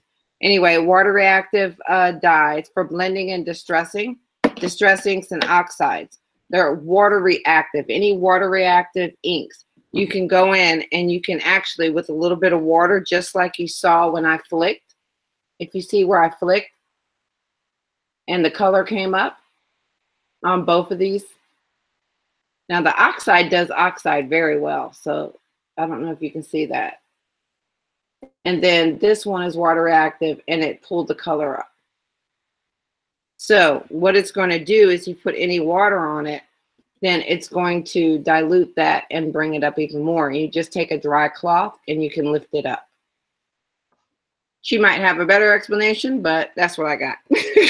Well, I'm just going to add to it. So imagine your kitchen table, okay? Your kitchen table, you've got your regular wood that is porous, right? And then you've got wax on your kitchen table. Gesso acts as a wax in the water barrier sense, okay? So because she's put gesso on, she can now pull off of that. Now, if you just did that on paper, you could still do the same thing, just not, it wouldn't pull as much ink off. Does that make sense? Because there would still be some that would just be not working for me. Sad face. I don't know who am I, Martha? Oh, is that? No, that's me. Oh, okay. Sorry, that just kind of caught me for a second. Anyway, so if you had notebook paper and you stamped on it, it would still pull it to a degree, okay? But a little bit would still stay in that paper. But because she's put a barrier, then it's going to pull it all. So she could spray that and then wipe the whole paper and the ink would be gone.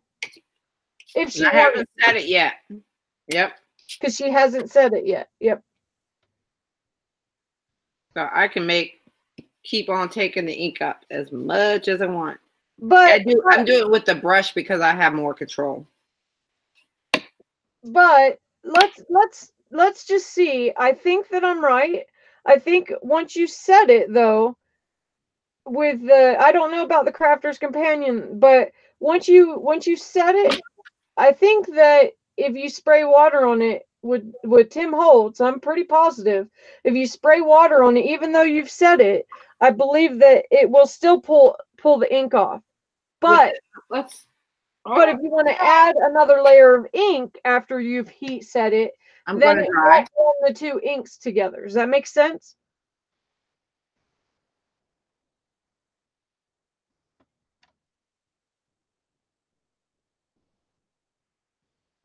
Just curious. I think that I'm right, but I can't. For some reason, I'm not positive. And that's why mixed media is so darn fun, because you can experiment and it's nothing but happy accidents anyway. Yep. You can try anything. Well, look now, at we'll say, Barbara, you know? She said she didn't hear the last part. Oh, I just asked Nikki, I said, would you try an experiment? Would you heat set it and then try spraying water on it again and see if it will reactivate it? I think that it will. That's distressing, and that's coming up. And it's coming up. Yep. So you would have to put gesso to keep that layer. However, if she heat sets it and then puts another ink on top of it. That's oxide ink, and it's not coming up. That's what? Oxide. It barely came up. So Crafter's Companion or Distress Oxide? No, that was Distress Oxide. Okay, so once you set it, it will not come up with water. Distress Oxide comes up with water. However, I'm going to show you something that I learned of.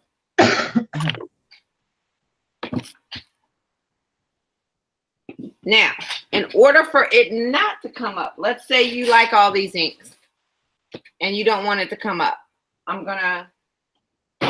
This is a little thing that they showed me. And I'm going to put a little bit of ink on back over here. And I will show you what I learned when I was at one of the conferences. We just want a little bit back here.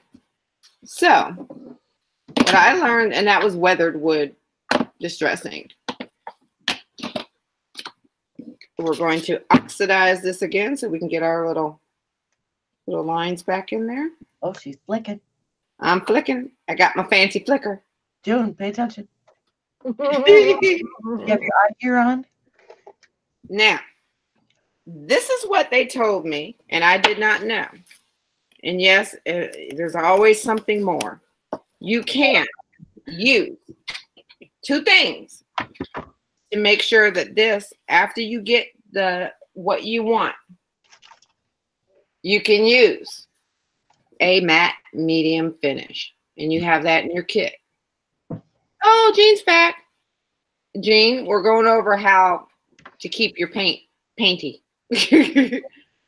So you can use a durable matte finish. You have to make sure that this is a matte finish because you don't want anything shiny unless you want it shiny, unless you want it sparkly. You can use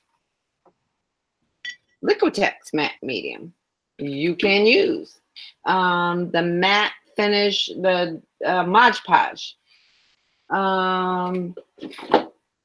And this is a medium gloss. You can use this. I don't recommend it because, again, it gives you that glossy finish. But when I took the Tim Holtz how to I think it wasn't by Tim Holtz. So it was by some company at a scrapbook conference. They said you get the Distress Glaze. And Distress Glaze, what this does is it makes the water resistant sealer for distress inks, for markers, for stains, for paint, and more on porous surfaces. I've had this for over 2 years. I have not used that much. And Yeah, you take a little bit. So that's what I just said to you guys. Yeah. Before she did it. So she's just reiterating. Yeah, I'm reiterating what she said. Right. So you take the distress stain, you put it on your finger, and you rub it on the paper. And what that does is it seals in your paper. Amy, that piece of glitter on her hand, that is embellishment for the show. That's where. Yeah. Oh, I'm still finding glitter from Christmas, y'all. Now, that's how much I use just on this little piece of paper, and I put too much on. And then you want to dry it. And I'm going to show you how it looks afterwards. But, again, you can use matte medium. You can use Mod Podge. It does not have to be the Distress Glaze. And I'll use matte medium on the other one. Martha is asking what you're using to seal it. Say what? Martha is asking what you're using to seal it. It's called the Tim Holtz Distress Glaze.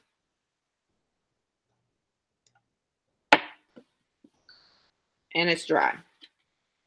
Now, if I was to go in and try to pull it up, it's not going to pull it up. And I don't think I dried it enough. Barbara Higgins is asking, does that particular sealer need to be heat set? Yes, it needs to be heat set.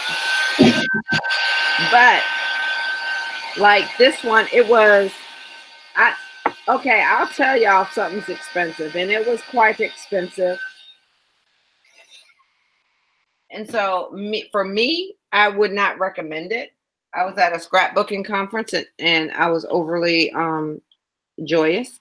So yeah, I got it. But when I figured out what it was, and I'm like, oh, and you're learning, there she blows, and you're learning more.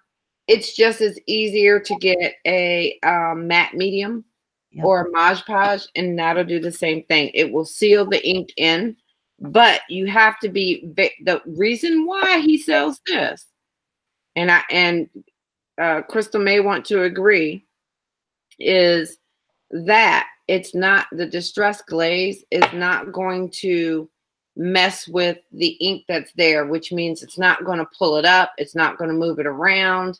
It's not going to mess your picture up. If you use a matte medium or a Mod Podge, you have to be extra, extra careful to do one thin layer and leave it alone. Unlike me, who likes to then you're going to shoot all your ink up. So, so that is the difference between the Distress Glaze and using a matte medium. So yeah, but it's not, it's going to pull up your ink, but not that much of the ink. And I'm going to show you on this side. And Barbara, I may owe you for an ink pad. I told you to get Memento, but however, I do like the Stays On better. Memento is not supposed to run, but it will. I think maybe I did it. It says when dry, so you have to dry it. It's water resistant, but that doesn't mean waterproof. Yeah, I like Stays On better. So if you're going to get something and you're going to do a lot of art journaling, get your Stays On. But Memento is supposed to work just as well. And they do have a water resistant, alcohol resistant ink for Spectrum Noir as well. So that is the difference. And this is how, and I'm hoping I'm not moving around too much. That's how that looks. It's going to not pull up your ink. Doo-doo. Martha, behave. This is Jane. So, and then you can actually go on top of this, and I'm going to go on top of it with some distressing. What just I'm a darker edger person. I like darker edges. I just always think darker edges look so cool. So again, I'm just going to bend this a little bit, and I'm going to go around the edges. I may go. Hey, Nikki. Yeah. In the kit, you didn't put did you put the matte medium in it or? Yes. Yes. The matte medium's in there. Okay. So Amy, the matte medium's in there, but not the distressed glaze that you're asking about. No, distressed glaze. I just happen to have that, but you can use a matte medium. Yeah, the matte medium will be just. Yeah. I don't even know if do they still sell the glaze? Yeah. Oh yeah. Yeah, but Yeah. It actually comes in a mixed media kit actually, and you get all three. You get the regular glaze, you get the antiqued one that I have, and then you also get this other one. I'll tell you what it is actually. Yeah, and we can discuss next week if we want to do a full mixed media kit with different products in it. I just didn't know what everybody was wanting, so it's kind of hard to go on my preference. So we'll discuss that next week. I believe the price of that has also gone down since, because it's been out for a long time. Yeah, it's been out for a little bit. It's not as expensive when it first. And inks are people's preferences. I can tell you what inks I like, and Crystal can. Oh, let me click on you. Crystal can tell you what inks that she likes. Well, everyone needs to have the Memento. No matter what, everyone needs to have Memento ink. Stays on. Stays on ink. Me personally, I really like the and I butchered this name, Tisenko. How do you say it? Tisenko. Tisenko. Something yes, like that. It's on the handout that I gave. So. Oh, okay, all right. And I absolutely love Versamark. Love. Versamark. Hold on. And archival. So there's a few. I personally like to have all of them. But yep, there's VersaFine. There's archival. So there's lots of reasons of why to have there's lots of reasons of why to have those. However, there are re-inkers normally with every single ink pad. And invest in that. Don't get it at the same time unless it comes in a bundle pack, you know what I mean? But if you can only afford one a month, then get one a month, But I would start out with the Stays On, and then I would go to the Memento, and then I would go to like Versamark. And before you start that, what I usually do with that is I will go to if you want 2 inks, let's say, go to Hobby Lobby, use your 40% off coupon and get an ink. Go to Michael's, use your coupon, get 1 ink. And then maybe next week, because it normally will run $6.99, I think. And you can get them for half price. And if they have a sale or 25% off everything, use your coupon, 25% off everything, you can pick it up for $2.50. Yep. Okay, sorry, go ahead. and as far as us having that in the store, I don't know that we ever would. Just because you can get it at places like that so cheaper. Cheap. Yeah, we can't compete with those big box stores like that. We don't get it for that. So we couldn't sell it for that cheap. No. You add on, it's not worth it. Right. So I mean, if we end up getting some super screaming good deals, sure, maybe, but I just don't see it in the foreseeable future. So this is Distress Glaze. Here's the Distress the Collage Medium, and then here's the Distress Collage Medium. So these two collage mediums are just, this one is clear. Actually, this one is called Crazing, which it gives it a crackling type of effect. Okay. The glaze, it's called micro glaze. That means that it's really going to go into all the little cracks and get all those little tiny details. Okay. And then the collage medium, this is just vintage. So this is just this, but it's just been tinted. But it's fantastic. It's phenomenal. So, and you only need a little bit. A little bit goes a long way. Tell them how they can tint their own if they don't want to get them. You literally, if you want to just invest in the heavy body gel, Prima carries a really nice one, and so does Stamperia. So yeah. I really suggest getting, if you can't get this, then get it from Michael's. Go get the heavy body gel from there. It's going to be about the same price, so you're not going to save any money. You could get it from us, the same price you're going to probably get it from Michael's. You might save 50 cents, I don't know. But anyway, you can tint it with, if I wanted this tinted, then I just literally would take like butterscotch colored paint and put in here and tint it. Or I haven't tried it, but I'm thinking you can probably tint it with alcohol ink too. So, and alcohol ink is very, very pigmented. So you would get a lot of pigment, and so you'd only have to take like 2 drops and, you know, and then color it. So, and it's not going to paint would change a little teeny bit of the composition of the matte gel.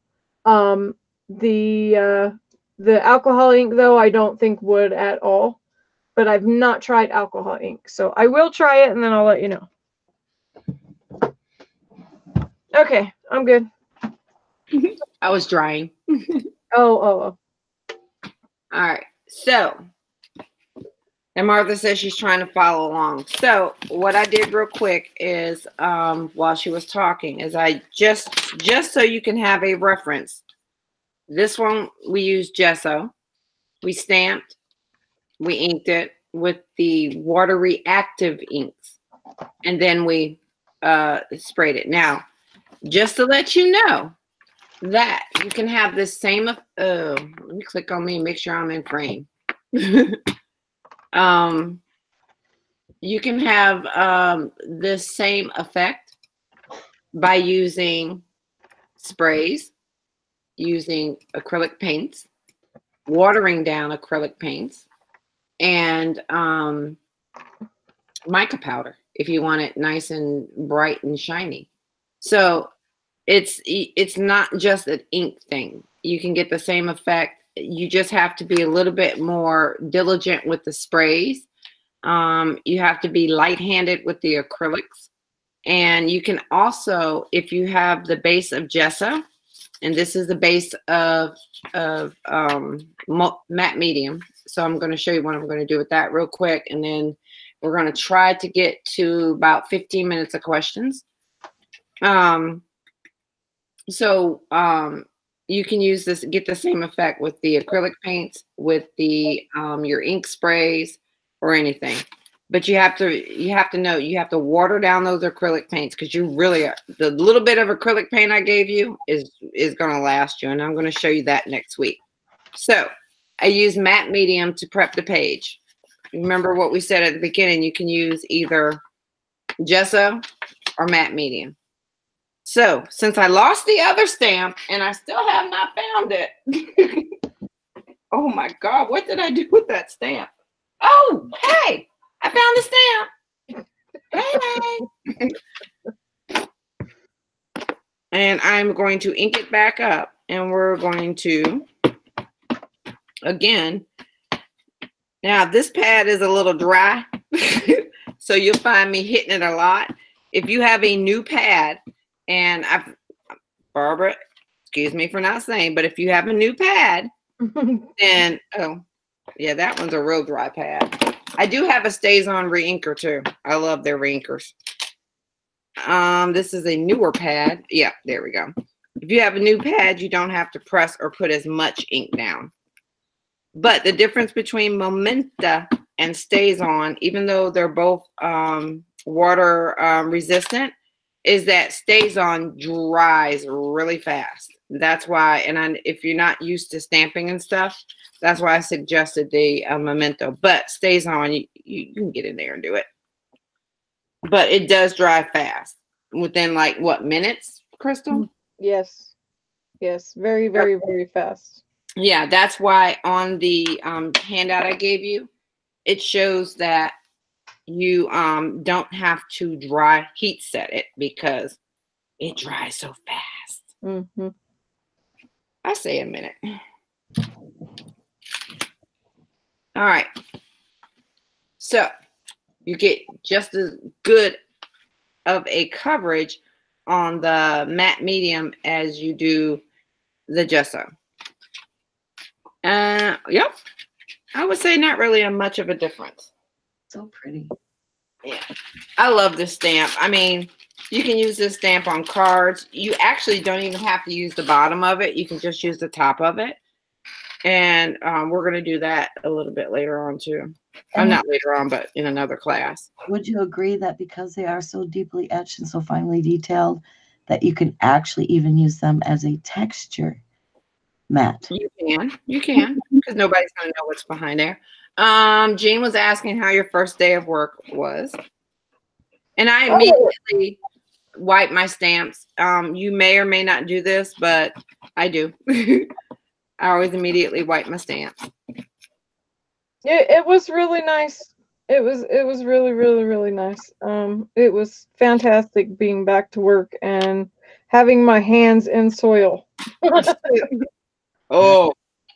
But what was really crazy was about 10 o'clock, in walks this girl that I fired last year.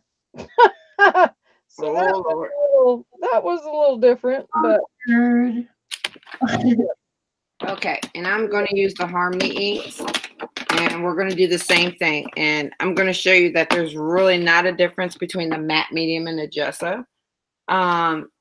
And I'm going to cover it with the matte medium so you can tell the difference. Now, I'm going to have to work really quick with the matte medium, and I'll show you why. Let me see if I got the right. Oh, here we go. Yeah, I'll do this one just a little bit different. And put a little bit right here. Amy, did I answer that with my question? Because I've used all my rubber stamps and clay and everything else as textures too. Is that what you meant, or is it?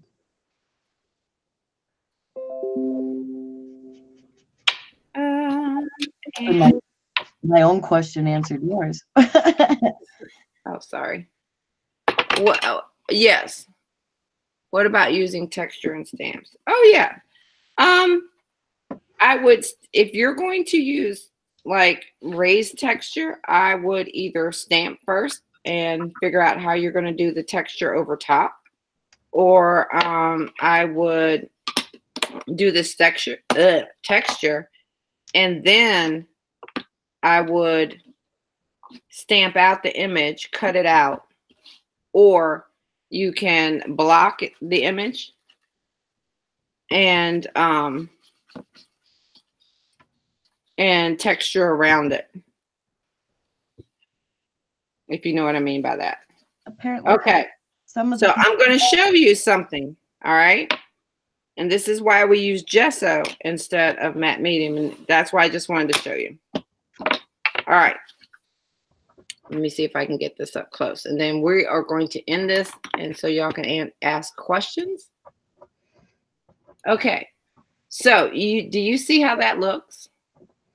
The streaks in it? I don't know. Can you text? You can put the texture if I think what you're asking, Amy, you want to know if you can put the texture paste down. You use texture paste colored as the actual stamp ink. You could probably, we'll try it next go round. Okay, do you see how streaky that looks? Can you use texture paste? No. Y'all don't see the streakiness? Oh yeah. Okay. Yeah. Yeah. You see how streaky that is? It's not really kind of smooth like the other stuff, right? Right. All right. This is what matte medium does as a base for ink. Not for paints, but for ink. We're going to go over inks and then we're going to do paints. Okay, everybody's saying yes. That is very streaky compared to How clean the other one is. Yeah. But, which isn't a bad thing. You might want no, this is blend. Well, for teaching purposes, I just wanted to show them the difference. Right. So this is smooth. So you get that clean, blendable look. And the drops in here are what we dropped in there. You see how this blends together? Now, let's go back again. That's blotchy. And that's blotchy. And it's going to, it's just not going to blend as well as gesso. So that's why moi uses gesso as a base or not. Even if you have paper that will take the inks, like Nina, I think it's 80-pound cardstock, Nina Bright. Mm-hmm. Nina Bright 80-pound cardstock or blendable paper like Copic? Yeah, like Copic paper and stuff like that. You'll get this effect without having to do the gesso and everything. But most papers you'll have to work a little bit harder. So even if it's a good paper, me personally, I like doing gesso. Mm-hmm. And that's where you got that clean blendable here. You got the clean here. And not so well. That looks kind of bleh. It's a good habit to get into, and you just cannot lose with gesso for everything. Exactly. Now for mixed media, gesso, that's why you'll see the, oh, hold on, let me pull this back up. That's why you will see that for me, I will gesso the base of everything. I don't know about Crystal, but I've seen her go gesso crazy. Yep. Well, you don't want to risk it. You know, why would you want to? Gesso is not expensive. Some kind can be, like the Prima. Yeah, it's a little bit pricey, but I mean, I've had mine forever, and now I'm finally getting to where I need some more. But it's like I've had it for a year. You know, it lasts forever. So why would you miss one step and then end up creating havoc, you know, and not having your project look nice? So I say don't miss it at all. Yep, there's no point in not doing it. There really is no point to that. Yeah, and like I said, for me, I have a lot of inks because Nikki didn't know what inks were used for and what they did. So I did a lot of messing up. And now I have literally, well, because, you know, I like Crafter's Companion, I had to get their inks. But my thing is I have the Distress Oxide because I like the way they work. I don't have a lot of the Distress inks. Go figure. I do like the oxides better, but I have the Distress inks because I still like the way it looks on pages, especially like when you're doing mini albums. If you're going to be doing mini albums, I can show you my ink storage. It is not very fancy. Let me see. This is gonna be a feat because I have my. Mine's just an IKEA drawer. That's it. That's what mine is. Hold on. Let me see if I can get it to. You know something? I might have to move the whole thing. I don't know. Wait a minute. They stack so nicely, you know, like the different brands, they stack so nicely with each other. There you go. Ink storage. There you go. Exactly. And that's how I stack. And then I have inks here. Yep. See how they stack? Oh, hey, I found my Hero Arts. Wait a minute. Oh. Okay. Well, so this is because I used to be a Fun Stampers Journey coach. And this is the extra inks and this distress inks. Nikki and Crystal, everybody is loving this class. They said they're learning a lot of stuff. Okay. These girls know how to teach. They do. There's no doubt. Yeah, I like watercolor pencils, Amy. I do. Oh, thank you, Amy. I was a little afraid because, you know, I get nervous. I'm not as comfortable as some people. Amy, you do not need to store ink pads upside down unless they're almost dried out. You can turn them over for just to get it to come out. Hey, Amy, read the handout I gave you. It says it on the handout. I think I might have forgotten. I've never ever stored them upside down. No, you do. Yeah, you do not store. I store my inks just like this. Mm-hmm. So, and they're not upside down unless they start getting really, really dry, and then I will turn them over. And in that case, you're just going to use re-inker anyway. So there's really, Right. So okay, here are our things. There was a myth that you needed to do that about 5-6 years ago. Yeah. And so that's probably the videos that you're watching, Amy. No, you don't need to. People believed that if you stored it upside down, it kept the inks closer to the surface. That's not true. My alcohol inks and my vintage patina paints, those are the only things I store upside down, and markers. All right, we're gonna try Hero Arts inks to see how blendable these are. Actually, these came in all my little kits that I got for like 7 months, and I stopped getting the kits. I think I want to do these too. Those work great. Those are nice little. And these actually are very good. Mm-hmm. Hey, one second, Penny. You just said you store your markers upside down. Oh, you shouldn't do that. Yeah, don't. Only my gel markers. All the rest on their side. Okay, any other marker needs to be on its side. I just did not want people to hear that and then. Sorry. Oh, see, wait, Penny, did you just say you store your distress inks upside down? She was talking about her markers, and she's talking about actual gel pens. If you're talking about alcohol markers or anything like that, where it's got both tips, you want to make sure that you've got your markers laying on its side. Yep. As well as you know, the like your oh gosh, the Tim Holtz, the new little pearl alcohol inks, lay them on their sides too, so that all the mica stays on its side instead of at the bottom and then has to be mixed up. It's easier to have it on its side. Okay, sorry, Nikki, go ahead. No, you're good. I'm just playing with the Hero Arts. Okay, so one, Barbara, yes, Memento takes longer to dry than the Stays On. That's why if you're doing art journaling, stamping and stuff, and you're going to use inks and stuff, Stays On. But Memento works just as great. The Hero Arts is very bold and it does blend. Oh, look how beautiful. See if it's water reactive, because actually I've never actually used them. They're beautiful. Look at those colors.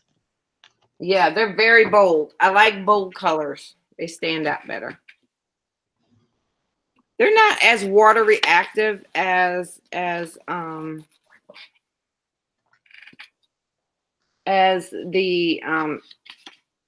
other ones are. Oh, shoot, that's upside down, ain't it? As you can see how much color lift. Oh, and I'm out of focus. Sorry. Okay, so you see how how much lifted up out of the Crafter's Companion and the Distress Oxides compared to what lifted up out of there? Not much. Mm-hmm. So if you're looking for this type of effect, then I would recommend Distress Oxide, Distress Inks, or Crafter's Companion. Preferably, I like Crafter's Companion. No, I will say, I will give it to them. They do have a good product there. Yeah, it's a good product. And I say, and I told Crystal this when I first used it that one time, I did not, I like Crafter's Companion, and I pretty much will buy Crafter's Companion even if I don't know or ever use the product, because I know that they always do it up. Mm-hmm. So, yes, Hero Arts inks are bold and they do blend well, because I blended, what was that color? Don't even know the color. It's like a burgundy and an orange. I'm having trouble connecting to you. Yeah. I changed my server, so sorry, y'all. Yeah, Sharpie markers, I do upside. I don't do my Sharpie markers. Any kind of alcohol, I usually on the side. So this is, so we'll go over this one more time. So gesso base. Let me get this in focus so y'all can see. So ask me questions as I'm showing you this now.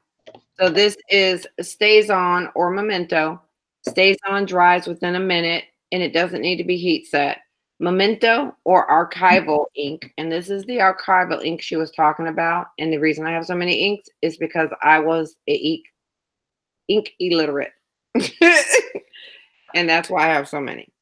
So, and I'm going to read this, and you can read it on the information I gave you. Archival inks are waterproof, permanent, and acid-free dye ink. The ink will not bleed when used with other water-based dye inks, acrylic paint, and watercolors. Ideal for stamping over alcohol inks. I don't know if you do pens, alcohol ink pens and stuff like that. But so you have your archival, and I'm going to show you. You have your archival, you have your Memento, and you have your StazOn. These are the three. Preferably, I like StazOn and Memento. I always use these two when I'm doing alcohol ink work or stamping. Archival ink is my other favorite, and they have the black, and I like the coffee. The coffee I like for doing like ghost print kind of thing, where you don't want it that bold, but you want it to show up like crackling. So my staples are always black, brown, and maybe a gray. I don't know about, yeah, she's shaking her head. And then as you go along for color purposes, these are for stamping. So just stamping images and backgrounds and stuff like that. I only use these for this. I don't use them for coloring. However, for coloring, you can use the Memento. You have your Distress inks, your Crafter's Companion, which I don't know if they're in the store, but they are in sets of 3 on HSN, and hopefully they will be in the store. And then you have your Distress Oxides, and then you have your Hero Arts. And I did not know I had that many inks. And and also there's Gina K. Now, is really good. Huh? Gina K is a really good brand as well. Yeah, Gina K, and they come in the small cubies. Now, when I used to be with Fun Stampers Journey, and I see that this year more of the companies are coming out with this. This is called True Color Fusion. So before he came out with the oxides, Fun Stampers Journey had True Fusion Color, and this is a dye and a pigment ink fused together. And then the oxide inks come in. Just saying. So whatever, your page, I would recommend 65-pound cardstock if you're doing art journaling. I like art journaling because it's just as freeing as canvases. So you can pretty much do anything. You can take this, you can stamp your images on there. You can stamp it with acrylic paint. You can use sprays, and we're going to do that as we go along. And all of this is going to help you as we go into the canvases and do that. So gesso base, color. You can use water reactive inks, so you can flicker on it and then take up your color. If you, like Amy wanted to do, if you want to take the color out the face to make it come out bold or recolor it a different, that would be so cool to color it like a brown and then see how bold that's going to look. So, and then you just glaze it over. You can use a matte medium again. And I'm going to use a matte medium just really quickly so I can show y'all how this how quick you have to be. And I have my old towel, so for paint and stuff. So with a matte medium, yeah, I gotta be quick. And let me use the Liquitex. And I gave y'all a really good brand of matte medium too. It's the golden. This is what's in your. I tried not to be cheap with what I gave you, so I gave you the golden. That's Which the is good stuff. What'd you say, Penny? That's the good stuff. Yeah, that one's a good one.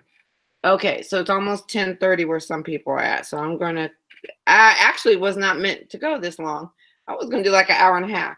So here's your matte medium base or your gesso base. If you go really quickly and just do a thin layer, you see some of the ink is going to come up. Hold on.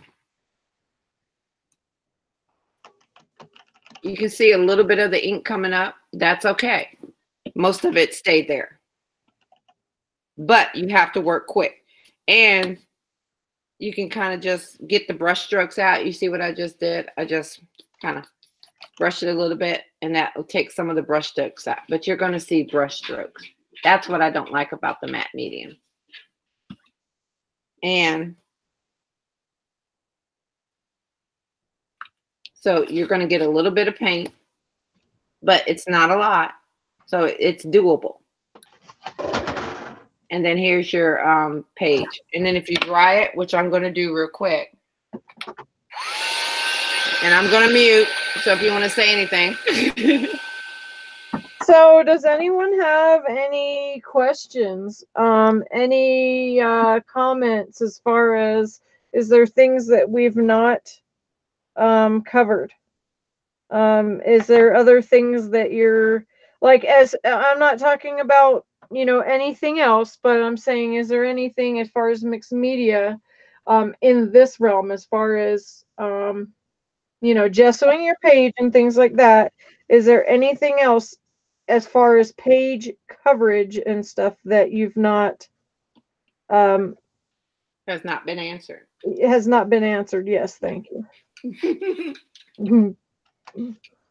She's tired. She had to work today. She need a nap. So, yes. So next week, throughout the show, I'm going to I have everybody's messenger, and we're going to start bringing people on the panel. As we do stuff, I want to see what you're doing.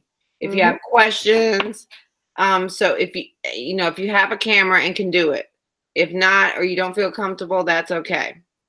I'm good. I think see, Toby says she's good. Think she had it. Barbara Oliver said she enjoyed what to do and what not to do. From here on out, this is dubbed Mixed Media Mondays. So as we continue our journey into mixed media, it will always be on Mondays. If that's not a good day for you, and we will try to, I can't start any earlier than 7 because I come home, cook, take care of the dog. But, we can start earlier, or if we need to change days for the second version, the intermediate, we can. Yes. But we're going to start working our way up. We're starting with the pages. And we're gonna, the canvases are much easier because canvases, like Crystal said, come pre-gessoed. However, I always like to re-gesso them, as does Crystal. And they all did say that they very much would like to do Finnabair style canvas. Oh yeah, we're gonna get there. So we have goals for you guys. Goals, yes. So this is what I need from everybody, because I am assuming once you start this journey, you're going to continue onward with this journey. So be thinking and send. You can actually send it to both of us. Put both of us on the thing, or you can just send it to me, or you can just send it because she'll let us know.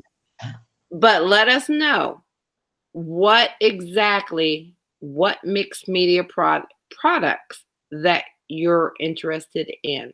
Are you wanting to do ink? Like, this is more of a journaling type of thing. And once we get next week, we'll go in and we'll start doing the texture paste and use the acrylic paints on and dripping them and drying them and redoing them and taking some of the Prima wax and going over the texture paste. It's, we'll get into that next week. That you can translate over to canvases. This is more of a art journal type of thing. Let me see. I'm don't know a lot about mixed media. Maybe as yes. Yes, Jean. Yeah. Once we start getting further and further in the class, this is just basic starting a page, what type of inks and what type of mediums. And we went over there, and we're still going to go over mediums as we use them. Just have this sheet next to you every class. If I say a medium and you're like, oh, wait a minute, hold on. Matte medium, general purpose. Pourable medium for extending color, decreasing gloss, and increasing film integrity. It can be also used to create a clear ground instead of gesso. What? But not with ink. But yeah, just keep that with you.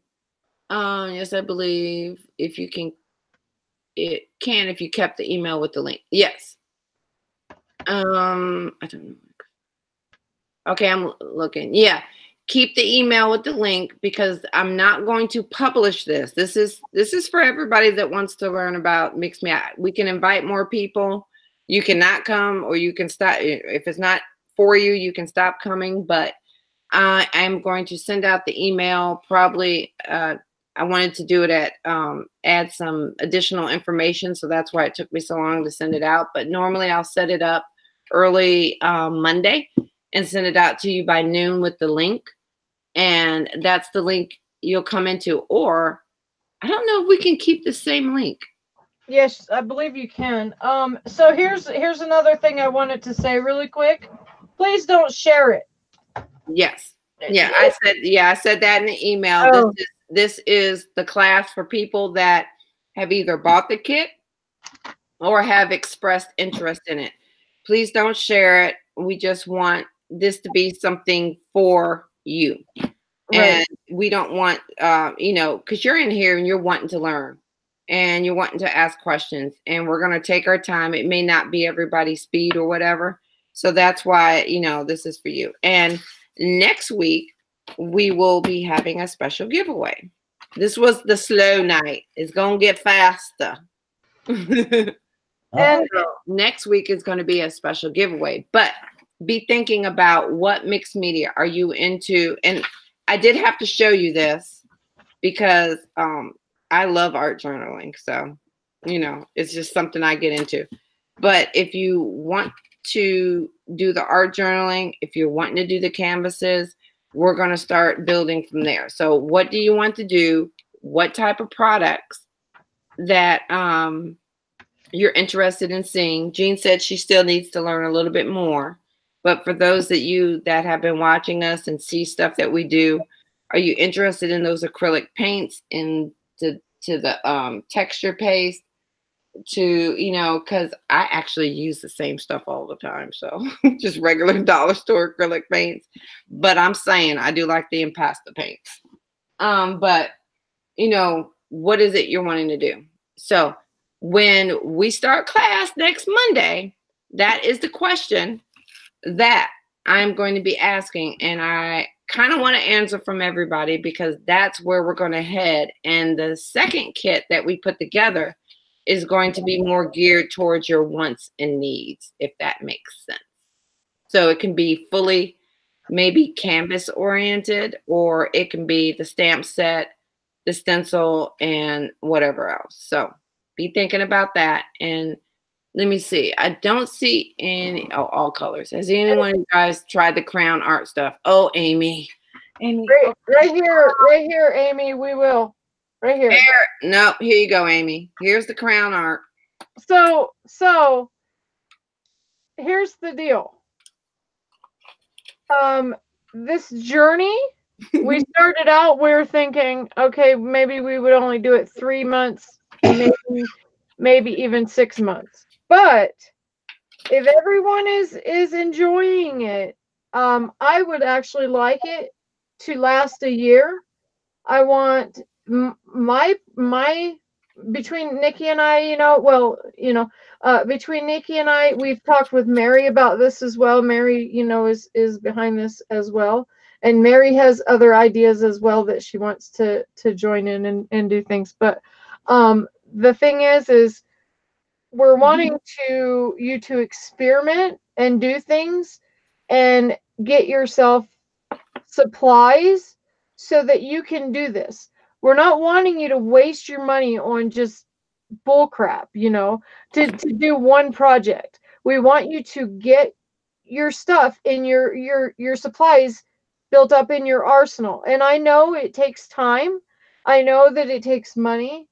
We know this. So we're trying to do it as cheap and efficiently as possible. Now, a year from now, I've got a goal, and it's a pretty big goal, but I know everybody can do it if we are all focused and learning and wanting to learn along this journey.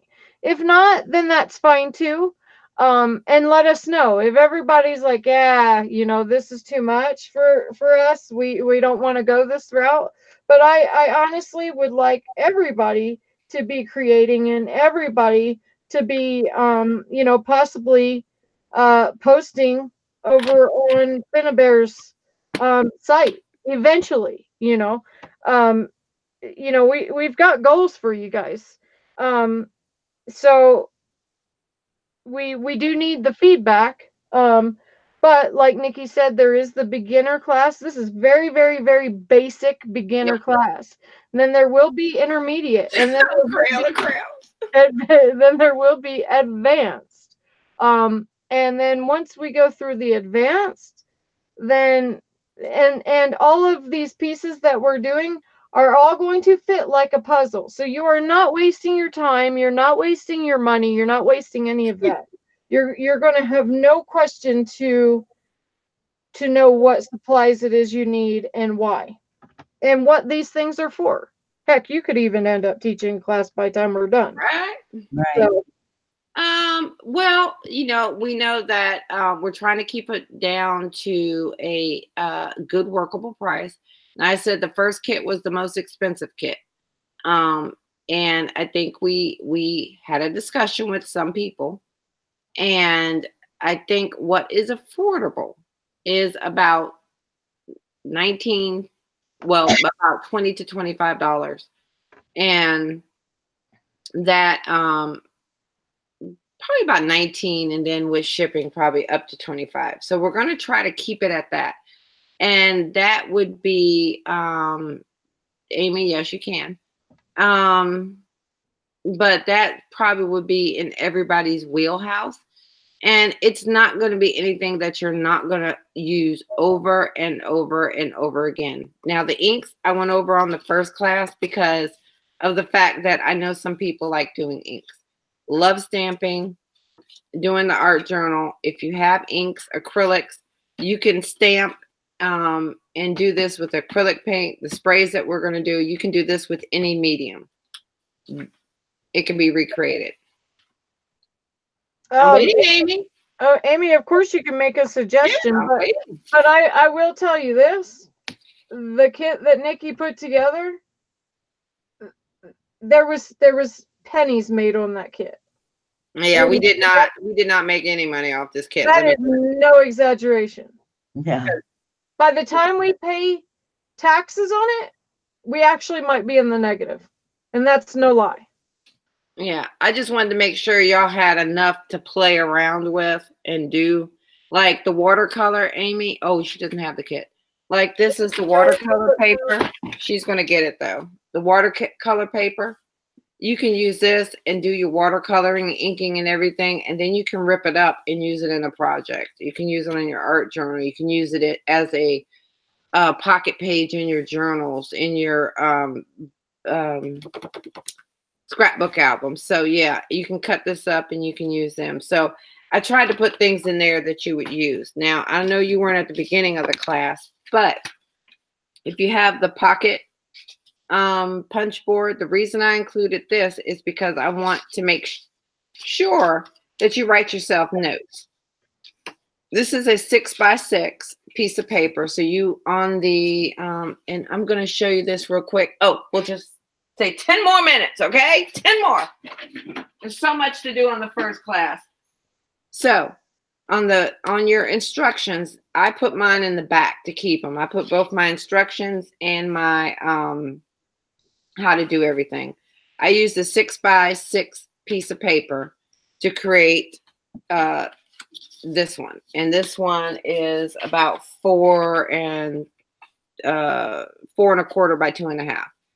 And what I'm doing with this is I'm going to write my notes on here. Okay, went over gesso. Gesso can be used, da-da-da-da-da. Put it in your pocket page, and then you can put it on either the back side of one that you did, or you can put it on the opposite. If we get to the double pages, you can put it on the opposite side and just put a piece of tape. And then that way you can say, okay, I did this page, and what was this lesson about? And you can just pull your little thing out and say, oh, gesso.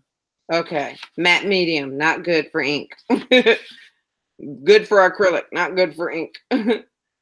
So that was my initial thought behind giving the pocket journals, because even though you can see this, by the end of the class or by intermediate class, you may look back on this and be like, oh, what was it I did, and why is this important?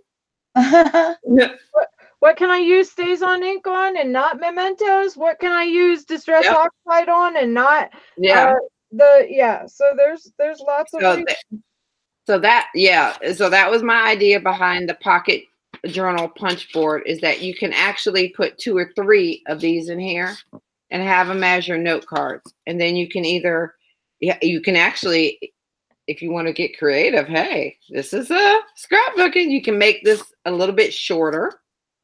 You can punch 2 holes in here and make yourself your own little booklet. But preferably, it's easier just to put it on the back of the page and say, okay, this page and gesso is good. Matte medium, not good for ink. Put it back in. And then you have your notes. And it's going to be pretty big. There's a lot of pages in here to play with. There's also, I don't know if y'all read this book. Aw. Jean, she's so nice. She says she can donate to Amy. Okay, so learning lesson. This is what happens when you don't put a piece of paper behind your other thing. Other pages get stuck together. So, but there's different things in here. There's watercolor paper, which we're going to be using. There is vellum. So if you want to practice and see what it does on vellum, here it is. There is watercolor paper. There is mixed media paper. There is craft paper, so you can see how stuff looks on craft paper. Again, vellum, and then it goes back into the mixed media paper. So there's lots in here, and that's why oh no, I have to actually read her entire wait a Suggest minute. both of you. What if you guys put on, wait a minute. What suggestions are great? Okay, so what if you guys put on the buying part about donating money for those who want to buy a kit but can't afford the full 25? Amy, like I could donate $5 so that when someone can't afford the price, you guys can put the 5. Oh, that's nice. That's a great idea. That's Yeah, do you know that Queen's Craft Fair has gift certificates? But she's No, saying just have it in a, but would you want it to go to a certain person, or that's just for us to Or do you figure just out? want it as a pot?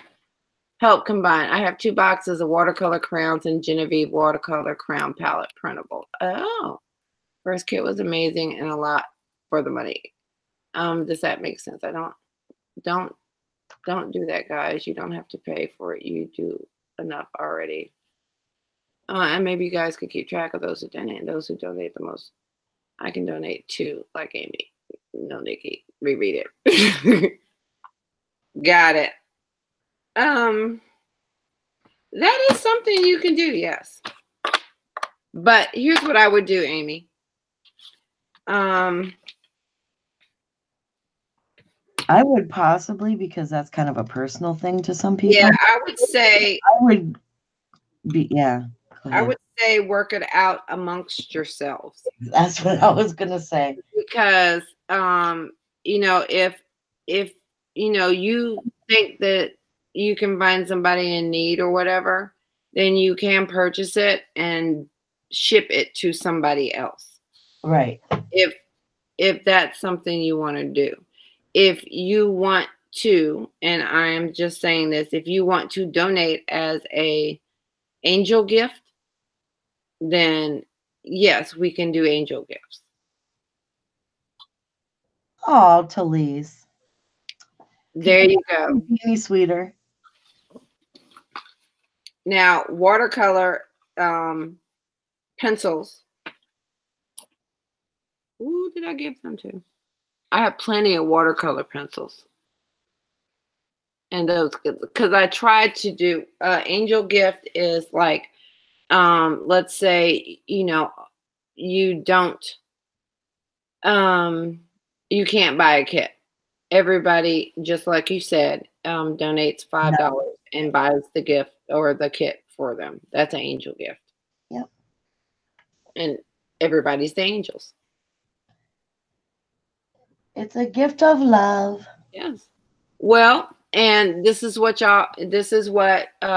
can, and this is actually something either, I think it was Crystal, right? About creating a Facebook group for beginning mixed media and making it secret and just inviting all of y'all where you can show the things that you're doing, working with, because don't let this, y'all got homework. I ain't even got to that part yet. We got 7 minutes. And so we will do that and send it, and that way y'all can show what you do. I mean, if you mess up, say, hey, I messed up. What am I not doing right? Because you'd want to practice. You don't have to use your book to practice. You can just get a piece of scrapbook paper, preferably white, because that's what you need to work on for a little bit. And just get a 8x10 sheet of paper, gesso, stamp. Do the mixed matte medium on one side, stamp, and you'll find that you'll see the difference. Because just watching me, you won't know the difference for yourself. Right. So it's important that you play around. There you go. Messenger group is a good idea as well. Hey, look what I did. And let's click on Miss Crystal Tischer so she can show what she has done. Hold on. Why is it not going to you? Hold on. There we go. Oh, how cute. That's what she was doing in the background. That's what we're going to be doing in a couple of weeks. That was a little canvas. Yep. They all have little canvases, and you used acrylic paint, right? Or did you use sprays? I used impastos. Yeah. Well, and Art Basic. Okay, we all got Jane Davenport. Yeah, it's the same. Well, I did the colors though, like that same, palette or whatever. As you notice, as you notice, all of your stuff is in the same color group. Yep. So get used to that color. Yep. Now, what was the hearts? I'm having trouble connecting to The hearts are wood pieces from Michaels. your Alexa app. So they literally look like this. So you will see hearts. Oh, Jean says she wants that. Hearts, hearts, clocks, flowers. There's all kinds of wood pieces that they have at Michael's. They're like in a pack of, I want to say 9 or 12 for a couple bucks. They're wood, Amy, and we're going to be doing that in probably the 3rd class. The reason that's why I did that was so that they have something to look forward to. Yeah, that's what we're going to be doing around the 3rd class. The next class is going to be texture. Yep. Texture, paste, and stenciling. Which this is texture, paste, this is stenciling. And then so next class, we're going to do the texture, paste, and stenciling. Then we're going to be making the alcohol inks out of the mica powder. Yep. And so you'll have sprays and you'll have acrylic. So then once we texture something, which will be in your book, and so it's going to be on the thicker watercolor paper, then we're going to, 1, spray it and to see how the sprays work. And then 2, we're going to use acrylic paint, thin it out, and wipe it on with, we're going to put it on with a little bit of water and drip effects. We're going to color, and yeah, we're going to do a whole bunch of stuff next week. So just get ready. The hearts are wood. No, it's not Bo Bunny. It's called Recollection brand, and they're literally by where Tim Holtz stuff is at Michael's. And if I had the packaging, I would be more than happy to show you, but I don't. Sorry. Yeah, you can get a lot of wood pieces at Hobby Lobby. You can get a lot of chipboard. You can get chipboard and wood pieces at both Hobby Lobby and Michael's. So if you, Amy, if you want to go, what did you get? No, she doesn't have a picture of the package. But once we get into the intermediate portion, that will be something that will most likely go into the kits there, because that's what you're going to, yeah, one of scraps. You have Dusty Attic. Dusty Attic will be coming to a Queen's Craft Fair. Yep. So, we have an account, so. Yep. We will have plenty of chipboard. But yeah, that's going to go when you start doing the layering, when you use the texture paste, the layering, and stenciling. Everything's a stencil, y'all. Everything's a stencil. I sent this in a kit because I was at Home Depot and I was getting, I forgot what I was getting, but I saw this and I'm like, oh, a stencil. This is gutter covering. I have a whole crap load of it and it's plastic. So it's going to wipe off and clean off very easy. Yeah, click on yourself, Mickey. Oh, shoot, I'm not clicked on myself. Mickey, I've got to go. I've got to make dinner. Yeah.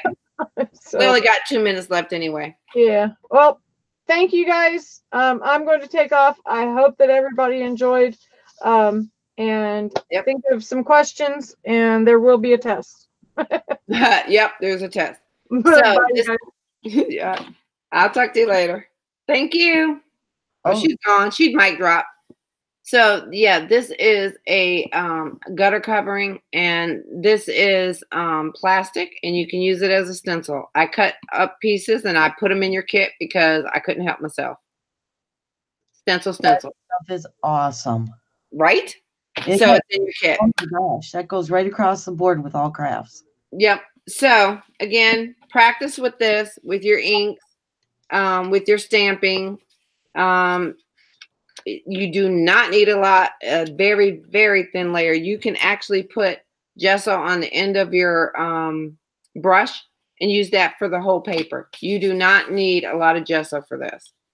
Then I already told you what we're going to do next week. So practice with this a couple of times. And then I'll probably tomorrow do the Facebook group, and we can practice with that. Yes, we're going to have a test. I want to see y'all do it live on camera next week. Yeah. And then do not mess with the mica powder. We're going to make alcohol inks with that. And then next week we are going to mess with some acrylics so that we can do the texture paste and everything. So do I have any questions? That is your assignment for this week, is to ink, stamp, gesso.